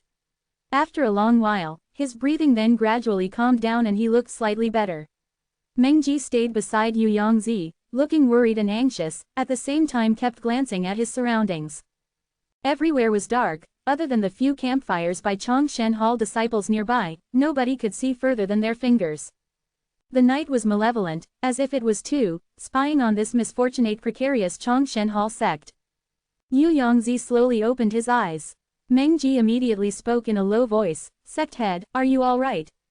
Yu Yongzi laughed bitterly. In his eyes naturally he would not treat Mengji the same as the ordinary disciples. Sighing softly he said, "I was besieged by those bastards and used up a lot of my energy, and at the end unexpectedly there was one girl who used Qingyun Sect's celestial sword maneuvering the thunder formula." Mengji was shocked and said, "There is such a master within them." Yu Yongzi hatefully said, "Not even that. I fought with several and at least 3 or 4 had exceptional aptitude, and until the end, I had to use blood curse to force my way out." Mengji's face turned pale again. Blood curse was Chongshen Hall's well-known genuine curse. It allowed your skills to increase exponentially instantly, but the backlash was extremely terrible. Needless to say, it would greatly decrease your skills, but it would also shorten your lifespan. After being speechless for a moment, Mengji recovered his senses and spoke to Yu Yongzi, "Sect leader, then what shall we do now?" Yu Yongzi's face was solemn. After remaining silent, he hatefully said, "Now that the arrow is already on the bow, we cannot not shoot. Once it is daylight, we will immediately move deeper into the marsh, into the inner marsh, to find the treasure." Mengji's countenance changed greatly. He exclaimed, "Sect leader." Yu Yongzi waved his hand and interrupted Mengji's words. He said, "I know what you wanted to say, but if today we leave the death marsh, sooner or later we will also die at the other 3 sects' hands. Might as well take this gamble." Mengji stared dumbfoundedly at Yu Yongzi and saw the malevolent expression on his pale face thickened. He guessed that it was already too late to persuade him and could only slowly stood up, faced the sky and sighed softly in his heart. The enormous death marsh, which was situated at southwest of the vast divine land, with a circumference of 8,000 miles, stretching forever. Since ancient times human were rarely sighted. And in it, it was segmented into 2 kinds of world. One was the outer marsh, which was where the main crowd was at. It belonged to the periphery of the death marsh and occupied around 70 to 80% of the lands. In the outer marsh it was covered densely with the bottomless pit and poisonous insects, but for the cultivated skilled practitioners, these were not a concern and they only had to tread carefully to be fine. And in the innermost part of the death marsh, there was still a mysterious area. It was a place where all year round, highly toxic methane gas surrounded it and nobody ever knew what it looked like. Even if occasionally some highly skilled master ventured in, nobody heard from them anymore, hence both good and evil faction generally did not wish to enter without careful consideration. And these past few days, numerous people had searched for the treasure in the Death Marsh but to no avail. Yu Yongzi had long expected that this treasure would be in the unpredictable perilous inner mash. If the situation was not so urgent, Yu Yongzi would probably have to consider many things and at least prepared long in advance, but because of the circumstances today, he himself, like a compulsive gambler, could not afford to consider any more. The night breeze blew over. Chongshen Hall disciples who were exhausted from the day of fighting were all asleep, the campfires on the ground were also dying. Yu Yongzi was still meditating with his head low. Mengji, who was standing beside him earlier on, had most probably went over to join the other disciples. Suddenly Yu Yongzi's eyes snapped open, his glare fierce but with a trace of fear, and looked around at his surroundings. The night saturated with darkness. The muscles in his body suddenly tensed up and then he slowly stood up. His only hand clutching tight onto the yin-yang mirror. The bone-chilling wind blew onto his body, the coldness seemed to seep into his heart. In the recesses of the darkness, footstep sounds were gradually heard. Pa, pa, pa, sha, sha, sha, wah, wah, wah. As if with different rhythms, at the same time, from three directions, soft yet neat footsteps sounds walking and gathered towards Chongshen Hall disciples. Yu Yongzi's face, for the first time, displayed despair. He suddenly shouted loudly, "Bastards, better get out here." This loud shout, forceful but indistinctly insufficient stamina. However, it still reverberated far in this marsh. Immediately the Chongshen Hall disciples woke up with a start, and within the cries of fears they quickly got up and swiftly gathered together. Yu Yongzi's expression was unpredictable, his heart had sank deep down. He turned left and right and suddenly looked stunned. In a loud voice he said, "Mengji, where has he gone?" Chongshen Hall disciples looked at each other and for a long while nobody answered, obviously nobody knew. Yu Yongzi felt a burst of energy coming up, his head felt dizzy and almost splatted out another mouthful of blood. And at this moment, suddenly a calm male voice was heard from the darkness, harmoniously said, "Yu Yongzi teacher uncle, are you looking for this person?" Woo! A sound and something flew out from the darkness in front Chongshen Hall, forming an arc and then landed in front of Yu Yongzi and the disciples, rolled a few times. Someone took a fire and viewed it under the light. Suddenly a gasp of shock was heard. This was the head of Mengji, who was just here earlier on, speaking to them. Both of his eyes were opened wide in shock, which suggested most probably he had died unjustly. Yu Yongzi took a deep breath, moving his sight from his last capable disciple's head to the front and stared. He coldly said, "Qin Wuyan." A young man slowly walked out, his face slightly pale but a warm smile was on his face. He said, "Teacher uncle's foresight really surpassed the rest. Nephew is standing in the darkness yet you still know it's me. Admirable, admirable." Yu Yongzi's expression could not be uglier. He coldly said, "You are really something, but the way how your Wandu clan treats your fellow holy sect members, isn't you that old poison monster teacher of yours afraid that Wisdom King will banish him to hell after his death?" Ah! Qin Wuyan pressed a hand to his chest and made a startled posture, but on his face, he was still smiling peacefully without any trace of fear. He turned and spoke to the other side. "Jin Fairy, such a heinous crime, our Wandu clan dare not shoulder it by ourselves. You still don't want to show yourself?"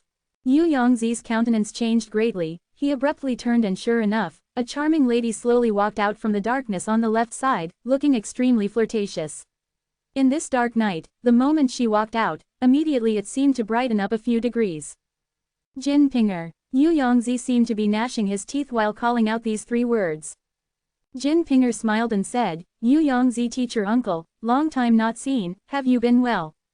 This greeting, in reality, was more malicious than the most vicious profanity. Yu Yongzi stared hard at her and coldly said, "Chongshen Hall and Heihuan sect have always mind their own business. Why are you with those people from Wandu clan hitting a person when he is down?"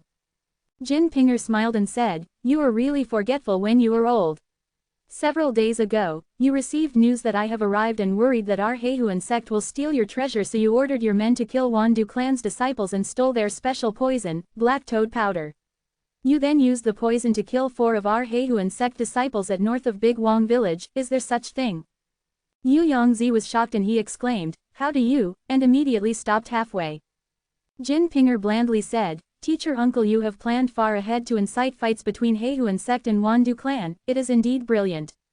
But thanks to Qin Wuyan Qin's senior brother's reasoning and his detailed investigations, the truth was finally revealed. If not, we would really be in trouble because of you. Qin Wuyan smiled and said, Fairy, you flatter me. It is my humble self-honor to be able to do something for Fairy. Yu Yongzi's thoughts turned quickly. The situation was really precarious. Although these two were young, but for the past few years their reputations had already shocked the world and definitely not to be taken lightly.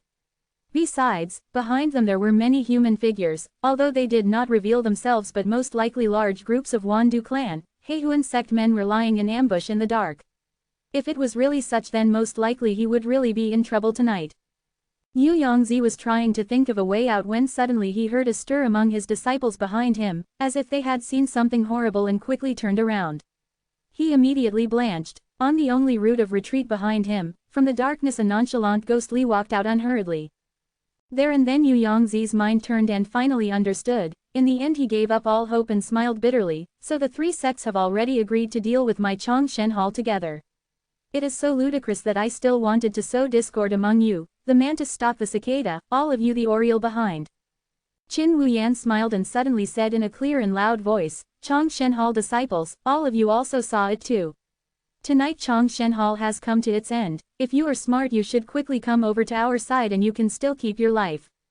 After his words, behind Qin Wuyan, Jin Pinger and Ghost Li, there was a movement of people. Countless people holding their magical weapons gushed out from the darkness and enclosed the group with Yu Yongzi as head.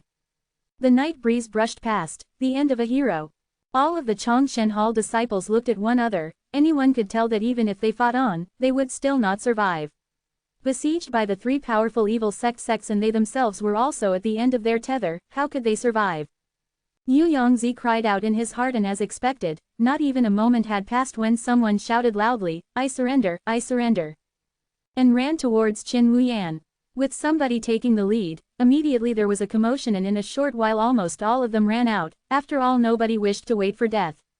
Yu Yongzi was infuriated and shocked. He continuously shouted for them to stop, but at this life and death moment, who would bother about him? More and more Chongshen Hall disciples ran out and the situation became out of control. Yu Yongzi was enraged, his eyes revealed an ominous glint.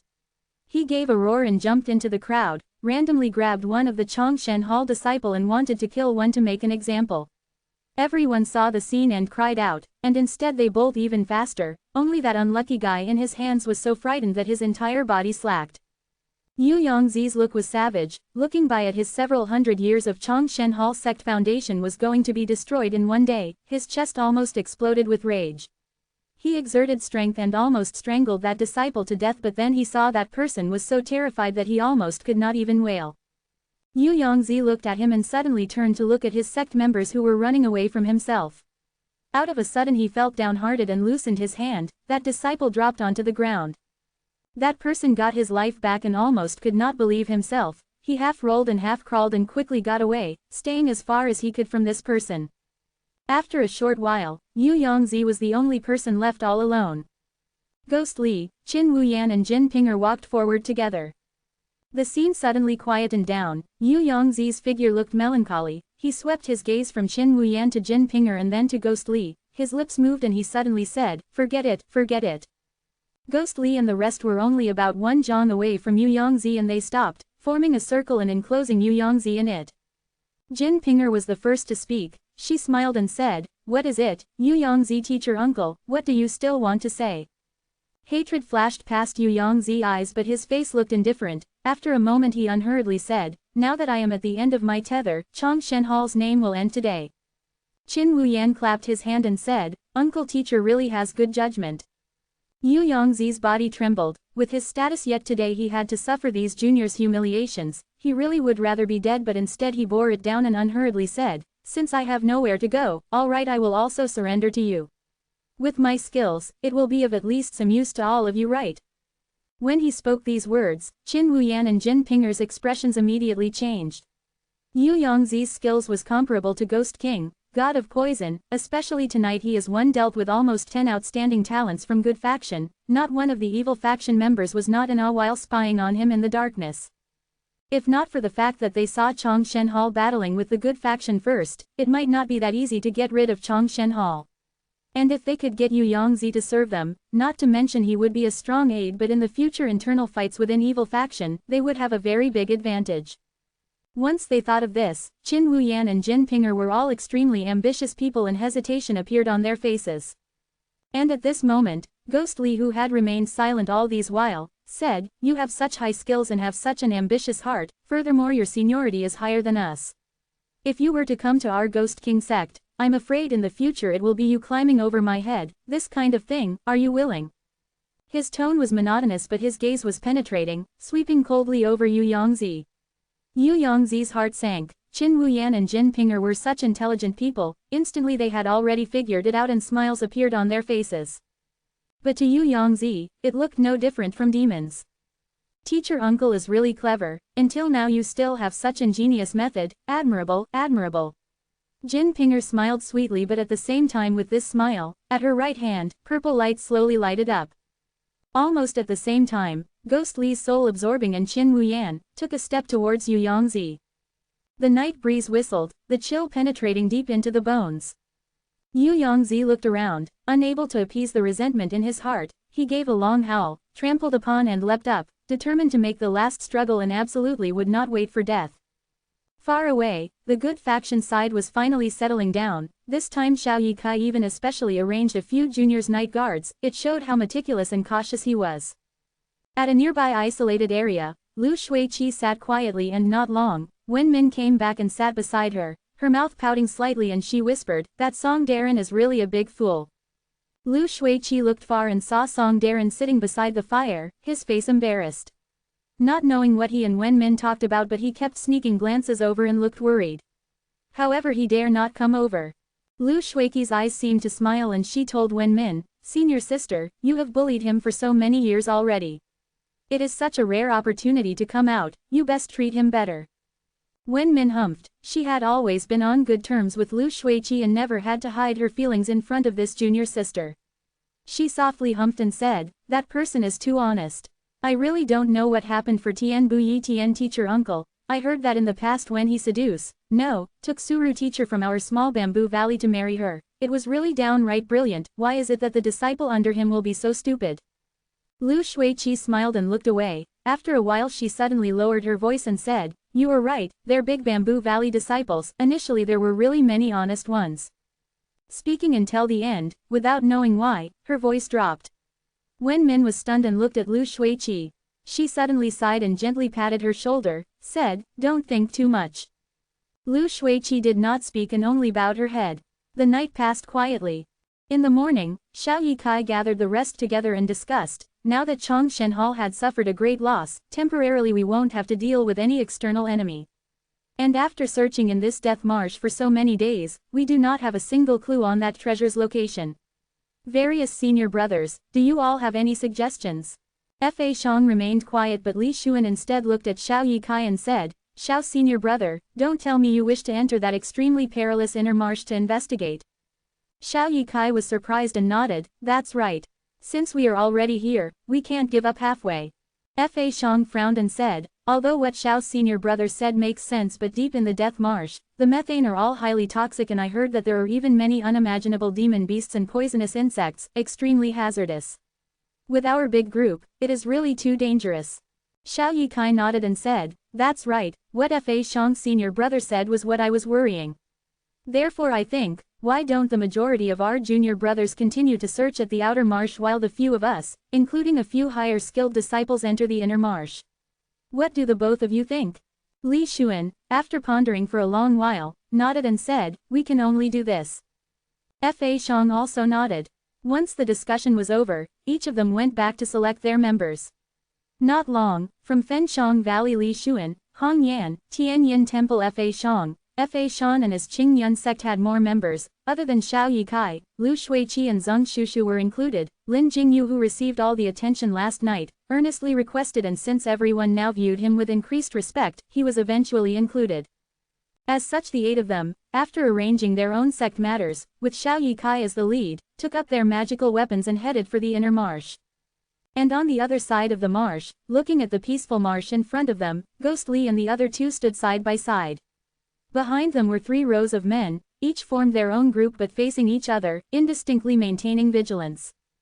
Qin Wuyan suddenly sighed and said, Yu Yongzi teacher uncle was a hero of his age, and now that he had merged into the death marsh, it is also considered a worthy death. Ghostly remained silent while Jin Pinger only smiled blandly but did not speak. Qin Wuyan did not mind, smiled and said, so how is it, what do you both plan to do next? Jin Pinger looked at him and then suddenly turned. At the same time she said, the important matter has already accomplished, naturally we shall go our different ways. Qin Wuyan looked at her back figure and raised his voice, oh, don't tell me Fairy intended to report back. Jin Pinger even more did not reply and smiled indifferently. Qin Wuyan said, then I will be in the inner marsh, waiting respectfully for Fairy. When it's time, I will like to request Jin Fairy to show mercy. Not knowing if Jin Pinger had heard and walk off by herself. After which the Heihuan sect disciples also followed her and left. Ghostly looked at Qin Wuyan, his eyes cold. Then he also turned and walked back to his Ghost King sect group. Qin Wuyan stood where he was, smiling, but his eyes also gradually turned cold. Within the death marsh, the sky looked to be more somber. The dark clouds packed densely, as if a much bigger storm seemed to be coming again. Chapter 95 Miasma. The wind blew over the death marsh. The water plants rustled and ripples formed across the water surface. Looking at it, the land seemed to go on and on. There were no signs of human habitation, but it had a different type of beauty to it. The soul-absorbing stick emitted faint dark green light. The dim light moved and stopped in the midair. Ghostly, who was on top of it, clasped his hands behind and gazed ahead. Today was one of the rare good weather in the death marsh. Under the pleasantly warm sunlight, the usual gloomy atmosphere had also cleared up quite a lot, but about 10 jongs in front of him, there was a stretch of thick gray haze like enormous miasma, rising majestically and stretching far left and right. The miasma surged and twisted, reaching high into the sky, like no end to it. This was the boundary of one of the world's most dangerous place, the innermost death marsh. The monkey, Xiao Wei, which was on his shoulder, nervously made a low sound. Ghostly gently patted Xiao Wei and Xiao Wei quietened down. A pair of quick-witted eyes watched the miasma at the same time. At this moment, a sharp whistle was heard behind them. A light moving as fast as lightning came towards them. Ghostly's figure moved. The soul-absorbing stick seemed to know his intention and unhurriedly turned over. That light screeched to a stop in front of him. The person who was driving it was a young man with a straight pair of eyebrows stretching into his hairline, his eyes bright and sharp. In a flash he appeared in front of Ghostly, bowed and said, Vice Leader, everything has already been arranged. Ghostly did not ask him what it was, presumably he was well aware of it. He immediately nodded and said, Good, I will leave here to you. After speaking, he seemed to have thought of something and said, Yanwei. That man whose name was Yanwei said, What is it? Ghostly took a look behind his back and said, You have always been level-headed and I can always leave things to you, but Kill the Living Monk has a volatile temper and an extremely bloodthirsty nature.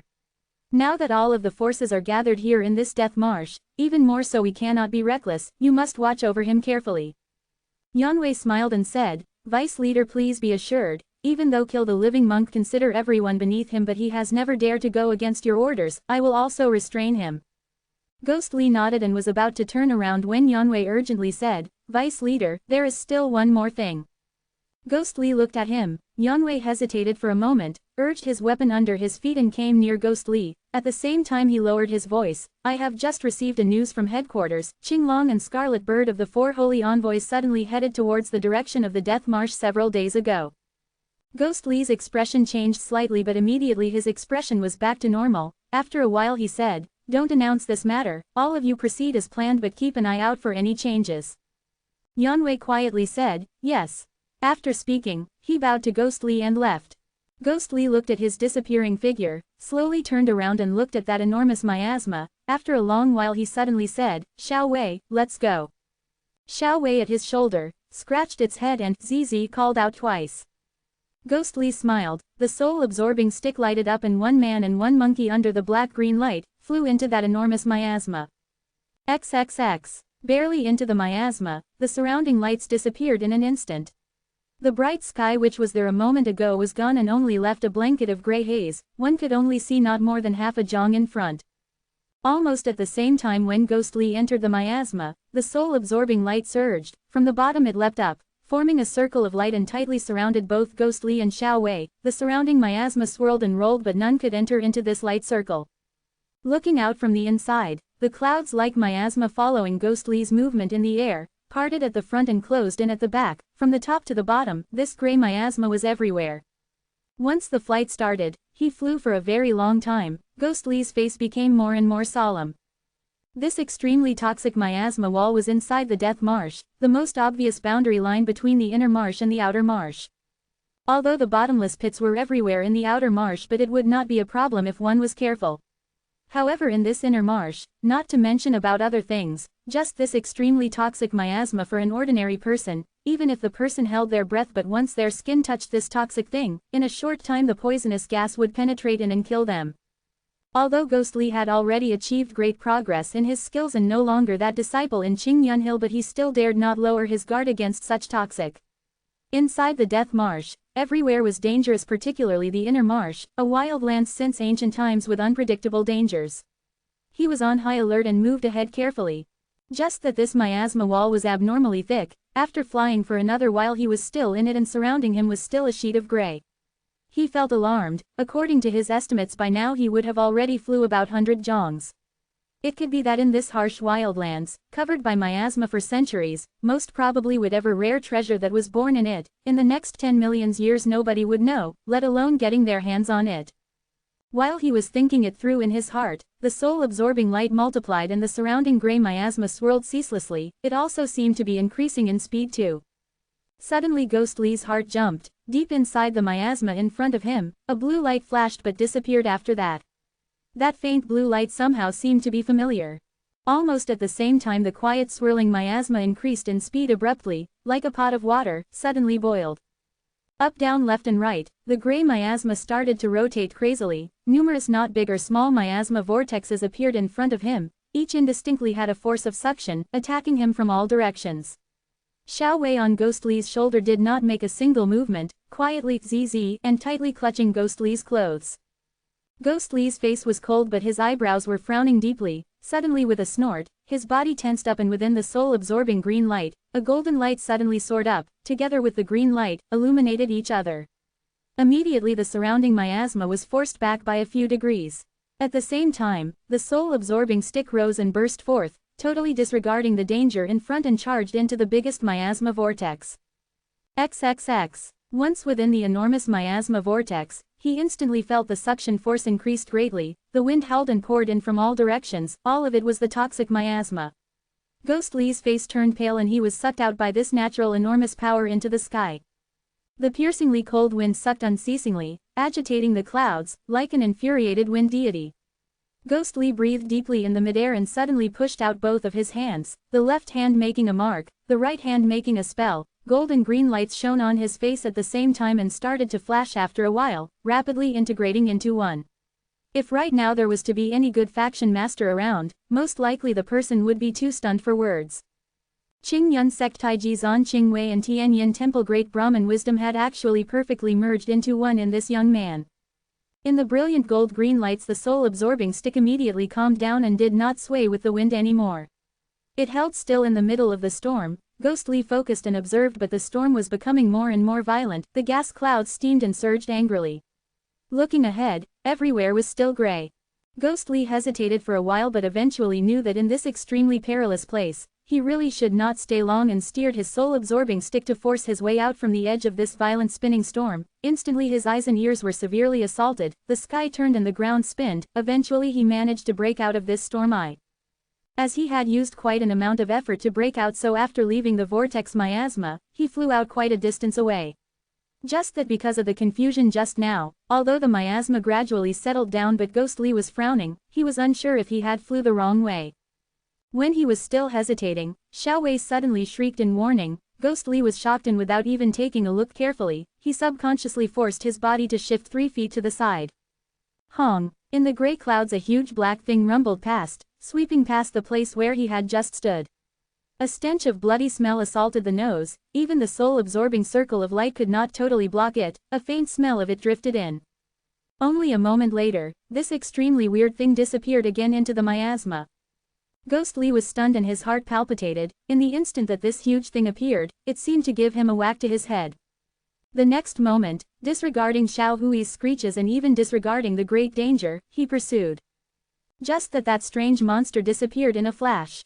Although its body was huge beyond imagination, but its speed was astonishing. In addition, with this thick miasma wall, he was unable to see more than half a jong. After a short while, he was unable to find that strange monster again. Ghost Lee frowned, slowly stopped and concentrated. Suddenly in front of him, a shout of surprise and thereafter more shouts followed. There were actually several people up ahead and he guessed that they scattered in fright when that monster passed through them. Ghost Lee was greatly excited and flew up. The clouds started to swirl and churn in front of him. Suddenly an angry shout and a voice, cold and clear, "Evil One." Before the words were completed, a swift and fierce blue light abruptly came from the side, aiming for his chest. Like a rainbow passing through the horizon, it also turned the surrounding miasma into a vivid blue. Ghost Lee was taken aback. This person's sword attack was ferocious, pressing forward with an indomitable will and granting no mercy at all. Just this stroke and it had revealed the person's high skills and definitely could not be underestimated. In this critical moment, his body did not decrease his forward momentum and instead increased. Like lightning, he charged up into the sky to shake off the sword behind him and then retaliated. Unexpectedly, the origins of that person in the haze was not simple, both of them separated by miasma and unable to see clearly each other's faces, but just from the sword's reaction, that blue light seemed to be alive, pursuing with a speed like lightning and like a shadow. The distance between them never decreased. In an instant the surrounding miasma immediately churned. Ghost Lee became a dim green light, a blue light following behind. Both went up the heaven and down to earth, shifting and moving like lightning. In these layers of toxic gas, relentlessly pursuing, the clouds surged whenever they passed by. While being pursued, Ghost Lee frowned tightly. The person behind him was extremely powerful and in a great haste he was unable to see what magical weapon she was using, but the ferocity of that person's murderous intention was evidently clear. It definitely would not from his own faction, so most likely it was from good faction which would not coexist with him. From good faction, which powerful figure was it? The thought had just barely formed in his head, but his hands had already started to retaliate. Else if the chase kept on going, it would be of no harm to the person behind, but he would be like a headless fly flying around, who knows what strange things he might encounter. The green light surged. Ghost Lee's body suddenly soared up sharply and turned back in midair. The soul-absorbing stick lay horizontally in front of his chest. That blue light behind him seemed to sense something. The sword light surged and became even more powerful, charging towards his chest. Ghost Lee grabbed the soul-absorbing stick in front of him. The green bead on the black stick immediately released a great light. Under that light, red blood strands also seemed to light up at the same time. The red blood quietly started to turn, red light and green rays, dim and discreet, facing that blue sword light, meeting it directly. Boom! Ghost Lee's body shook greatly and his body was forced back by one jong. But that blue sword light also flew back in great impact. Someone seemed to groan in the gas cloud. Obviously the person did not have it easy too. These few years Ghost Lee had been practicing the evil Wei Tian Shu day and night. In addition, with the blood-sucking orb beside him, his savage characteristic had long flourished. And right now, not a word more. Straight away he flew ahead, the soul-absorbing stick piercing through the air. However, the soul-absorbing stick had just acted when the gas clouds in front suddenly parted. The enemy was unexpectedly unyielding. The person had just stabilized and attacked back immediately. Ghost Lee gave a sharp whistle and steered his magical weapon, immediately battling with that blue sword light. Right now the soul-absorbing stick and blue light was already fighting with each other, but the gas clouds churned and rolled. Ghost Lee was unable to see that magical weapon clearly and depended on his body and the soul-absorbing stick's reactions to control. This sudden battle to both of them was extremely risky, as both parties were extremely skilled, and if one was not careful, they would either be killed by the other, or if they were injured and distracted for a moment, they would fall prey to the surrounding toxic miasma. Both scenarios were also life-threatening. The other party up ahead obviously did not expect to meet such a figure, but in the gas clouds, he was unable to see her face too. But looking at the sword blows, the person showed no signs of backing off even by a little. In this flint spark moment, the soul-absorbing stick and blue sword light clashed violently in the miasma. Loud booms sounded. With these two magical weapons in the center, the miasma surged and churned, indistinctly becoming another enormous vortex. Even though they were separated by a distance, but soul-absorbing stick and Ghost Lee were forged by blood. Each other's reactions were felt as if they were connected by flesh and blood. Ghostly felt that cold energy above soul-absorbing stick was seethed with excitement, as if this magical weapon had a spirit that was becoming excited. This feeling was really strange. Ever since he had accomplished great advances in his cultivation, he had not felt it again. Just that, very long ago when he was still an ignorant young boy, this feeling, he had once felt it. A shock went through his heart. As if indistinctly something surged in his heart. The soul-absorbing stick and that blue light clashed violently for the last time and flew back. Right now the surrounding miasma increased more and more, and Ghostly and that person's battle had reached the climax. Both of them separated by the miasma, depending only on their spiritual senses. On one side they had to defend against attacks, on the other side they still had to ward off the surrounding toxic miasma. Obviously, with this kind of danger, the sooner this battle ends, the better it would be. The cyclone turbulated violently. At the same time it gave rise to numerous small vortexes again, but Ghostly's eyes were fixed onto the other party. Behind that thick miasma, a glimpse of the blue light, he seemed to even feel that person's murderous stare. Suddenly a clear whistle was heard, the sharp whistle of the blue sword light piercing the air. It instantly broke through the cloud's layers and turned into an enormous light beam, striking down from the top. Ghostly did not make any attempt to avoid and flew up straight, broke into the blue light and to where the person was. That person in the gas clouds shouted angrily. The blue light surged and instantly all of the brilliancy withdrew back into that cloud layer.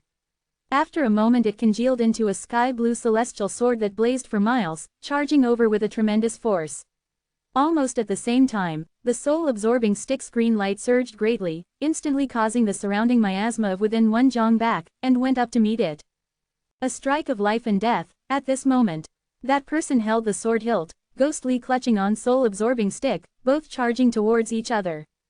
Two sharp lights, instantly forcing back all of the surrounding miasma. As if holding their breath, waiting for that moment to determine life and death. The white and fair hand holding the sword hilt, the dress that was billowing and dancing in the wind, she, like the fairy from 9 heavens, with an unparalleled beauty, in the moment when the clouds dispersed, appeared at the other side. Lu Shui-chi. After many years, that moment when they met again. What look was it that appeared in each other's gazes? Most likely, only in that instant. XXX. Suddenly the whole world seemed to come to a standstill. The grey miasma was forced back by the supreme magical weapons, slowly revealing that man's figure. That man who was deeply engraved inside her heart, was right in front. She did not move, only her heart trembled slightly.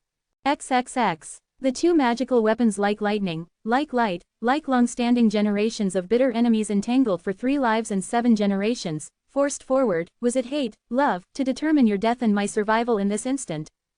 That moment was right in front. That moment, in a moment of breath. What was it that was quicker than this lightning? What was it that quietly lingered in the heart? Was it intention? The dazzling soul-absorbing stick suddenly veered off slightly and gave way. Ghostly unexpectedly opened his chest wide. Xiao Wei on his shoulder shrieked. Spots of blue light like stars gushed over. But he never felt pain. From his side, streaked past by a hair's breadth, as if an inexplicable reaction, that Tianya celestial sword also veered off slightly to the other side. This moment was really dangerous. Ghostly and Lu Shui-chi, if whoever was a minute later hesitated for one moment, it would immediately cause the other party to be beheaded by the magical weapon. Just that for unknown reasons they gave up. In the instant that he had missed, he was still gazing deeply. Deep inside that beautiful girl's eyes, that figure that was reflected, was actually his. Because of the immense strength exerted for the life and death battle, their bodies could not help but to fly off in different directions, separated far apart. In the air, indistinctly on her dress, did it have her faint fragrance. The sky suddenly lighted up. Ghostly suddenly recovered his senses and saw a boundless dense forest appeared below his feet, and he was about to land. The sky was low, dark clouds moved, and he had unknowingly broke through that unimaginable thick miasma and finally reached the perilous inner mesh. In the midair, he stabilized his body and slowly landed. He suddenly turned his head but only saw that enormous miasma wall, as ever unchanging since ancient times, towering there. And needless to say, where would that girl be now? Chapter 96 Mysterious Flower. Big Wang Village. Xiao Huan stood at the village entrance, looked towards the death marsh with concern. The weather was still fair in the morning, but now the sky had darkened and another storm seemed to be coming. Yesterday late in the night, She and her grandfather, Zhou Yixian and Jin Pinger etc. were in the death marsh, but after Jin Pinger made a trip out and came back again, she looked exhausted and in the same night, sent both of them out of the death marsh. Xiao Huan had privately asked Jin Pinger, but Jin Pinger only said, "The situation now in the death marsh has become more dangerous than I had expected. If both of you continue to remain here, it will only bring harm to yourself." Xiao Huan had always believed this sister's words. That night she and Zhou Yixian left the death marsh and at the same time, kept to Jin Pinger's instructions to get ready and leave this place by today. Just that, she had known Jin Pinger for quite some time, but last night was the first time she saw such solemn expression on Jin Pinger's face. She thought and could not help but felt anxious for this sister. "Xiao Huan!" A familiar shout from behind. Xiao Huan turned and Zhou Yixian walked over. He said, "All the things are already packed, let's go." Xiao Huan nodded but could not resist and asked Zhou Yixian, "Grandfather, do you think Pinger's sister will have danger in the death marsh?" Zhou Yixian was startled and rudely replied, "How would I know?" Xiao Huan's lips pressed tightly and she gave him a stare. Zhou Yixian after all still doted on this granddaughter. He sighed and checking to ensure nobody was around, he walked to Xiao Huan's side and spoke in a low voice. "Those few days in the death marsh, we saw a few Chongshen Hall disciples while following Jin Pinger, but ever since after yesterday, have you seen any of the Chongshen Hall's disciples?" Xiao Huan was surprised. Zhou Yixian smiled. A different expression from his usual cheeky demeanor appeared, his eyes sharp and bright. He said, "Especially that day when you met that fish-head monster. I heard it very clearly from the side. The ones meeting with Jin Pinger were exactly the other evil faction, two big sects, Ghost King sect and Wandu clans, young and highly skilled, Ghost Li and Qin Wuyan.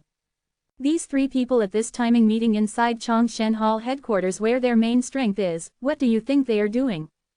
Xiao Huan's arched eyebrows frowned. After a long while she suddenly burst out, "Grandfather, don't tell me you mean." Zhou Yixian cut in, "That's right, I'm afraid the Chongshen Hall, which enjoyed a short period of fame in the past 800 years, has extinguished in these three young fiend hands.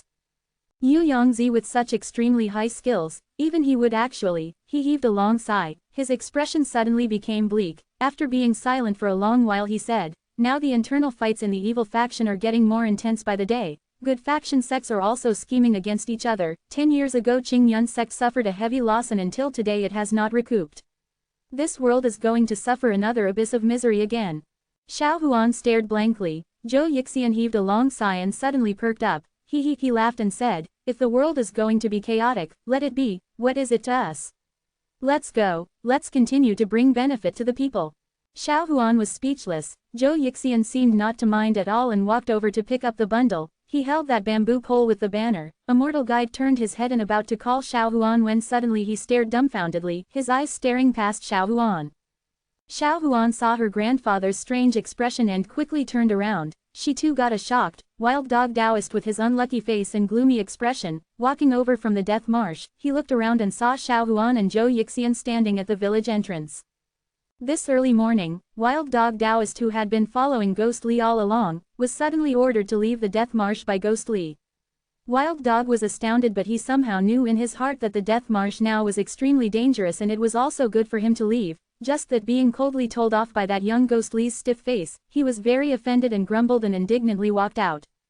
Now that he unexpectedly met Xiao Huan at the village entrance, Wild Dog, without knowing why, his heart palpitated and subconsciously made a detour to the side. What exactly was he afraid of?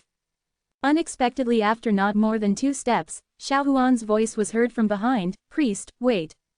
Wild Dog was startled and slowly turned around. Zhou Yixian frowned and walked to Xiao Huan. He angrily said, "What do you call him for?"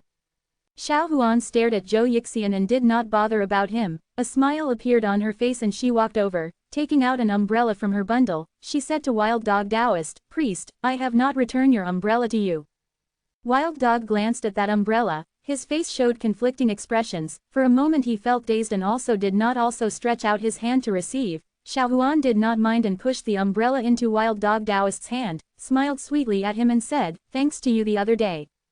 Wild Dog Taoist suddenly felt something brightened in front of him. His vision seemed to blur. Subconsciously he swallowed. Xiao Huan walked back to Zhou Yixian, took over Zhou Yixian's bundle and said, "Let's go, grandfather." Zhou Yixian stared at that still dazed Wild Dog and walked off with Xiao Huan. He was still muttering, "Why do you keep smiling happily at him?" Xiao Huan annoyingly said, "Grandfather, he is a good person." Zhou Yixian Pei, a sound, said, "He is a good person, then won't I be Buddha reincarnation?" Both Xiao Huan and Zhou Yixian's figures gradually went further away and their voices also gradually faded. Wild Dog stood at where he was, his hand still holding the umbrella and not moving. Not knowing how much time had passed, he suddenly stamped his feet and walked forward in big strides, headed towards the direction where Xiao Huan and Zhou Yixian walked to. After their figures disappeared one after another, Big Wang village again resumed its quietness. At a corner several zhongs from the village entrance, a man and a woman stood there, the guy wearing a long white robe while the girl had a veil covering her face. It was Qing Long and Yu Ji. Qing Long indifferently said, "Zhou Yixian's background, do you know?" Hiding behind the black veil, Yu Ji did not speak. The black veil swayed slightly, she seemed to be shaking her head. Qing Long pondered for a while, his eyes seemed to be reflecting his deep thoughts and said, "This person seemed not that simple and his granddaughter actually have dealings with Heihuan sect Jinpinger, we have to watch them more in the future." Yu Ji, after remaining silent for a while, indifferently said, "Let's go. The important matter that sect head instructed us to do, we cannot delay it anymore." Qing Long looked at her, a trace of worry flashed past his eyes but his expression did not change. He said, "That's right, let's go." After speaking, both of them unhurriedly walked out of Big Wang village, but their directions were opposite from Zhou Yixian and the rest. They were heading towards the Death Marsh. A wind blew out of nowhere, sweeping past heaven and earth, carrying a faint smell of desolate. The sky seemed to turn darker. Boom! A thunder rumbled in the clouds. Big drops of rain immediately fell in succession, drenching heaven and earth. Everywhere was gray and gloomy. Ghost Li stood on top of a big tree, watching. Behind him was still the enormous miasma wall. Actually, if according to conventional logic, usually whenever the miasma emanated from the mountains, dirty waters encountered the rain, it would weaken and be still, but this toxic miasma in the innermost marsh seemed not to fear the rainwater at all. No matter how the wind blew and rain fell, it was still as lofty. Ghost Li slowly turned his head over and looked ahead, but unexpectedly in this inner marsh, it had a dense forest growing in it, and in this wailing wind and weeping rain, the forest looked to be endless. Who knew how far it would go? In addition, the rain was considerably big, and although his vision was now much clearer than being in the miasma, but he still could not see very far. ZZ, ZZ. Suddenly the branch beside jumped. It was Xiao Wei who had left just now and was now bouncing back. Within 2 or 3 jumps it jumped back to Ghost Li's shoulder. Its hands carrying a few wild fruits plucked from somewhere, grinning it passed one to Ghost Li, the other hand covered with 3 or 4 wild fruits. It opened its mouth wide and munched. Ghost Li smiled, received the fruit and took a bite too. It felt unripe, but it also had another kind of taste. The rain became heavier, thunders clapped ceaselessly. Ghost Li did not use his magical weapon to block and allowed the rain to drench him. Xiao Wei sat at Ghost Li's shoulder, its hair turning wetter by the moment, but it did not seem to mind and only cared about the fruit in its mouth. Kaji, happily munching, its long tail stretching behind Ghost Li and swaying here and there. Ghost Li slowly ate the wild fruit in his hand and suddenly softly said, "Xiao Wei, did you also recognize her just now?" Presumably Xiao Hui's mouth was still chewing the fruit. It muttered a few unintelligent sounds, a pair of monkey eyes turning round and looking at Ghost Li. Ghost Li did not seem to be expecting any answer from the monkey and continued to say, "Why didn't she kill me? Hasn't she always abhorred the evil faction people?" Rumble. Xiao Wei did not answer, but a splitting sound of thunder was heard in the sky. Ghost Li slowly raised his head, the sky of falling raindrops, like knife like sword, transforming into thousands and thousands, pelting down. His body trembled slightly. Suddenly his thoughts flew, as if he had returned to that night when he was still a child, himself with that benign-looking old monk outside the village, quietly and calmly speaking to himself. This scene was actually engraved deep inside his heart. For all these years, it never seemed to fade at all. Both of his hands clutching tightly, his nails piercing deep into his palms, even his body, also started to shake. The soul-absorbing stick in his sleeve, like always, also almost lighted up at the same time. The familiar ice-cold feeling swept over his whole body. The vicious energy from the sinister orb also seemed to accumulate in his eyes, little by little. Xiao Wei at his shoulder, nervously called out. In the sky, a flash of lightning broke through. Ghost Li howled and leapt up, his entire body bathed in a surge of red light. His right hand stretched out, the soul-absorbing stick already in his hand. The dark green light gathered in the rain to form an enormous light beam, striking down with a loud bang. Right now his eyes were already totally infused with blood-red light. his expression baleful and his face distorted, he growled in a low voice, like a wild beast. The enormous green beam of light that struck down suddenly, that big tree which he had stood on earlier, had already been splitted into two, each side crashing down in opposite directions. Rumble. Another crash of thunder sounded in the horizon. Xiao Wei jumped aside and watched him silently. Ghost Li, with one leg kneeling in the extremely filthy mud that was soaked with rain, his right hand tightly clutching the soul-absorbing stick, his whole body trembling, a menacing look flashed in his eyes, but on his face was instead agony. Who would know, his growing pain? A gentle and righteous yang energy, faintly leapt up inside his body. On the clothes that were drenched by the rain, on his right arm, a round faint light suddenly lighted up. This righteous yang energy was extremely pure. It rose up from the inferno mirror, tied on his right arm and entered into his body, gradually resisting that sinister orb's fiendish energy. After a long time, the blood-red light in his eyes slowly disappeared, his expression also turned mild and unrelative, the brilliant light from both the soul-absorbing stick and inferno mirror also gradually weakened and disappeared. Ghost Li, as if after a big battle, slowly stood up, looking exhausted.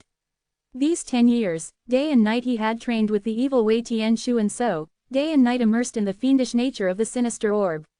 He had too, countless times like today, almost taken over by the sinister orb evil energy, but because he had Tai Chi Zan Qing Wei and great Brahman wisdom in his body, which were good faction supreme ways of cultivation, he then barely managed to resist it. But the most crucial part was, every time when his consciousness was on the verge of collapsing, the other mysterious magical weapon, Inferno Mirror, on his body would always emit a mysterious and pure strong yang energy and forcibly pulled him back from his degeneration into the evil destructive road. Just that, he himself also did not know, how much longer could he still resist this natural evil sinister orb, and to him, every time he recalled the past, he would remember Bai Yao. That kind of torture, it was really an unbearable anguish. If it was not for his perseverance character, most probably he would have become mad long ago. And all these things, even the shrewd Ghost King had never detected it, he never noticed that his most capable aide was instead bordering on madness day and night. He slowly stood up, opened his mouth and then discovered his voice had turned hoarse. "Xiao Wei, let's go." Xiao Wei blinked, jumped down and leapt up to his shoulder. Ghost Li gently smoothed Xiao Hui's hair, his lips moved but eventually he did not say what he wanted to say, took a deep breath and strutted, walking towards the deep of the forest. In the inner death marsh which was surrounded by the ceaseless rain, other than the storm noises, nothing could be heard between the heaven and earth. The ancient and dense forest was silent, the rain hitting the leaves and raindrops rolling and dropping. In the horizon, another thunder. The rain continued for an hour and had no intention of stopping. Lin Jingyu wiped the raindrops from his face, but the next moment, another batch of raindrops rained down. He smiled bitterly and gave up. In the ancient forest, there was only his figure. Alone in this perilous and unfamiliar wildlands territory, there was really an unseen feeling of fear. Initially Qingyun sect and Tianyin temple, Fenshang Valley outstanding disciples entered the inner marsh together. But while traversing that miasma wall, first was because of a sudden event, they encountered the strange storm eye in the middle and it broke their formation. Without waiting for them to gather their senses, an enormous strange beast suddenly appeared in the miasma, passing through them. Because of the degree of visibility in the miasma, nobody could see clearly what the monster looked like, and that monster seemed to be only passing by and did not attack them, but because its body was so huge, although everyone was highly skilled, but in the moment of panic, each flew off in fright, and with the miasma storm, they were separated. Lin Jingyu kept flying and with the protection of the dragon-slaying sword, broke out of the miasma and came to this ancient inner marsh forest. And the location of where he had broke out, was actually just mere several miles from where Ghost Li was. These two childhood friends, once as close as real brothers, yet was unaware of this situation. Just that even if they knew, what they faced might be an even more painful scene. Lin Jingyu naturally was unaware of these. He raised his head and looked at the sky, which was still full of gloomy heavy clouds. This rain seemed like it would go on for half a day. He cursed under his breath. After thinking for a while, he eventually still strutted forward ahead. There was actually no path at all to traverse the forest. Other than those big and tall trees, the forest was full of thick and luxuriant thorny undergrowth, with a variety of bizarre plants. Unusual animals and poisonous insects never seen outside the death marsh appeared occasionally in front of Lin Jingyu. Only in a short while, Lin Jingyu had already faced countless dangers. If not for his sharp wits and intelligence, and in addition his skills improved much over these 10 years, he would have suffered badly. Woo! the dragon slayer's sword making a streak of bluish-green light, severing a crimson poisonous snake which had leapt from the tree beside into two. At the same time, Lin Jingyu finally could not take it. He immediately leapt up into the air, using the magical weapon strength and soared up into the sky. He was only slightly relieved when he was in the air. At the same time he was surprised. This inner marsh was really full of surprises. The dangers faced far exceeded the outer marsh. Where exactly did those numerous bizarre poisonous insects come from? He looked down. The remnants of the crimson poisonous snake were still writhing on the ground. It looked like it was not dead yet, and other than this poisonous snake, he had just faced attacks from poisonous scorpion, toad and a variety of lizards. Danger really lurked everywhere. Initially Lin Jingyu wanted to conserve energy and traveled by walking, but now no matter what he dared not land casually. He glanced around in the midair and suddenly shook. Deep of the forest in front of him, behind the blanket of rain, a gold light flashed past. Mingled within the storm, a person's faint shout was also heard. Lin Jingyu was delighted. Without any hesitation, he quickly urged his magical weapon and flew towards where that gold light flashed. Traveling by air, his speed was unbelievably fast, and very soon, he was near that area. He surveyed carefully and was shocked. A vast empty ground appeared in the forest, and in it, a waterlogged depression stood in the middle and an extremely weird flower bloomed in the center of it. The flower was enormous. Its diameter stretched for several jongs wide. If not for his own eyes he would find it hard to believe that such species existed in this world. Looking down from the sky, the bottom end of the flower body appeared to be green and the upper part was splitted into numerous branches, assuming a brilliant red in color. In the middle, the distinction between the red and green areas were obvious, marking a clear boundary.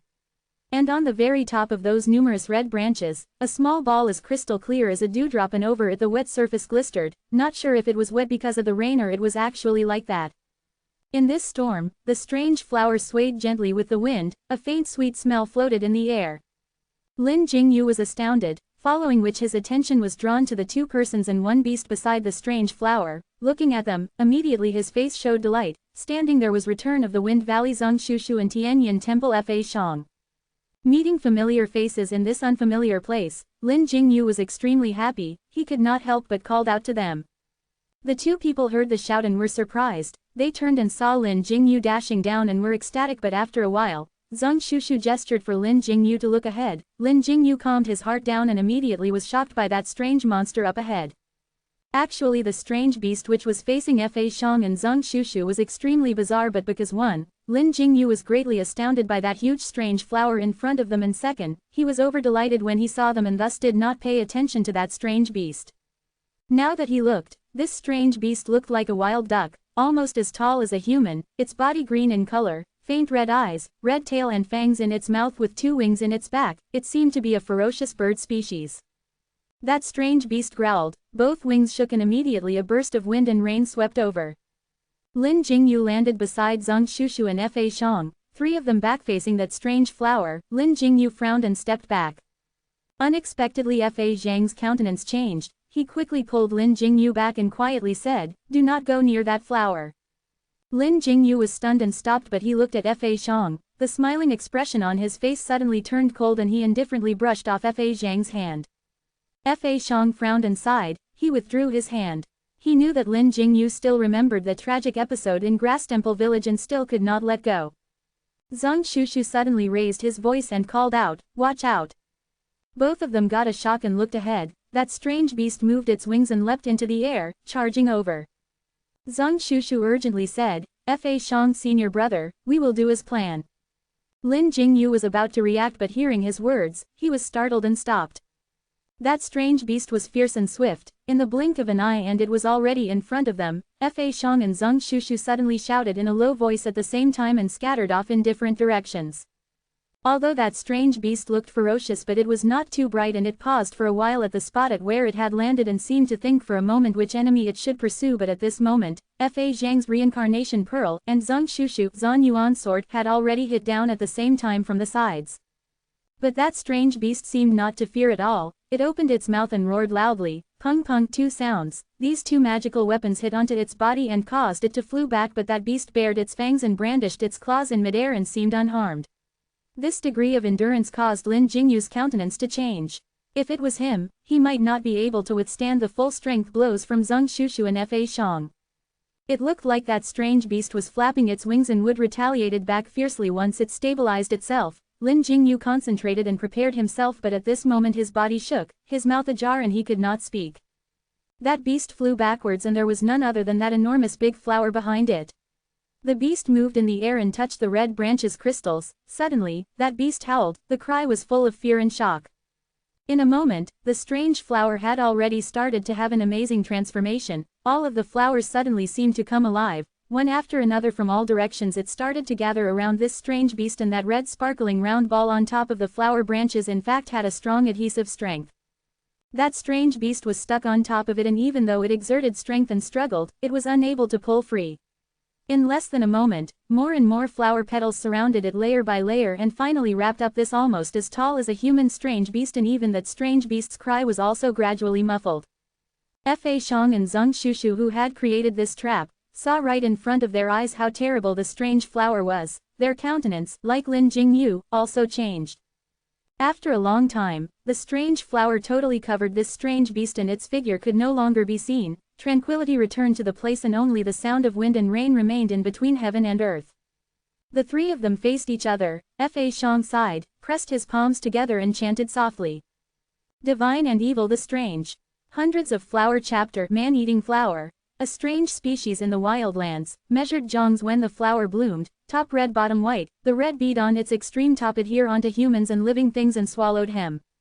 Another note. From Modern Insectivorous Plant Complete Collection, this thing was suspected to be a living thing from bladderwort family. South America, Asia had not inquired thoroughly for North America, seemed like it had also dispersed there. Had its dispersal footprints, but the plant size was not big. Insectivorous did not have major threat to human. Its appearance was similar to what ancient books described. It could be an aquatic animal bladderwort, it could be Drosophilum. This animal was quoted from Classics of Mountains and Seas. Classics of Mountains 5th Scroll. Zhongshan Classic. Qingyao Mountain. Chapter 97 Night Talk. The three of them remained silent for a while. It was still Zheng Shushu whose nature was more vivacious and he was also quick-witted. He saw things were looking awkward between Lin Jingyu and Fa Xiang, so he was the first to smile and said, "Lin Junior brother, how did you make it here?" Lin Jingyu although was not very close to Zheng Shushu, but first, to see someone from his own sect in this unfamiliar place, he felt some degree of closeness to him. Second, he knew that Zheng Shushu was on good terms with Zhang Xiaofan and so somehow had a good impression of Zheng Shushu. He nodded and said, "I was separated from the senior brothers in the miasma and I kept going straight, didn't expect to make it out. I came out somewhere not far from here and happened to see the bright lights flashes from the magical weapons and therefore came to check it out." Zheng Shushu he laughed, used his hand to wipe off the rainwater on his face and said, "Seems like we are quite fated, in this perilous place, the more people the better, isn't it?" Fa Xiang senior brother. Fa Xiang smiled and nodded. He said, "That's right." Oh, the rain stopped. Zheng Shushu and Lin Jingyu were surprised. They looked at the sky and really, not knowing since when, the mercilessly pouring rain had become a drizzle, and right now, it had turned brighter and the sky seemed to have opened up. Lin Jingyu breathed deeply. The air in the forest after the rain was extremely crisp and seemed to carry a slight trace of sweet smell, penetrating deep into the heart. Fa Xiang turned and looked at that mysterious flower which had already closed up and said, "There are really a lot of unusual things in here. This bizarre flower is not a humane type too. We should not stay here too long, let's leave this place first." Lin Jingyu did not reply. Zheng Shushu smiled and said, "Fa Xiang senior brother is correct, let's go." Speaking, he turned and looked at Lin Jingyu. Lin Jingyu quietly nodded. After arranging their stuffs, the three of them steered their magical weapons and soared up into the air. Zheng Shushu hesitated for a while in the midair and loudly said to them, "Fa Xiang senior brother, Lin junior brother, this forest is appallingly big and contain poisonous insects, strange beasts and numerous different type of ferocious animals. I'm afraid that the rumored rare treasure is really deep inside this forest. What shall we do next?" Lin Jingyu spiritedly said, "Zheng senior brother, if we do not enter the tiger's cave, how can we get the tiger's cub?"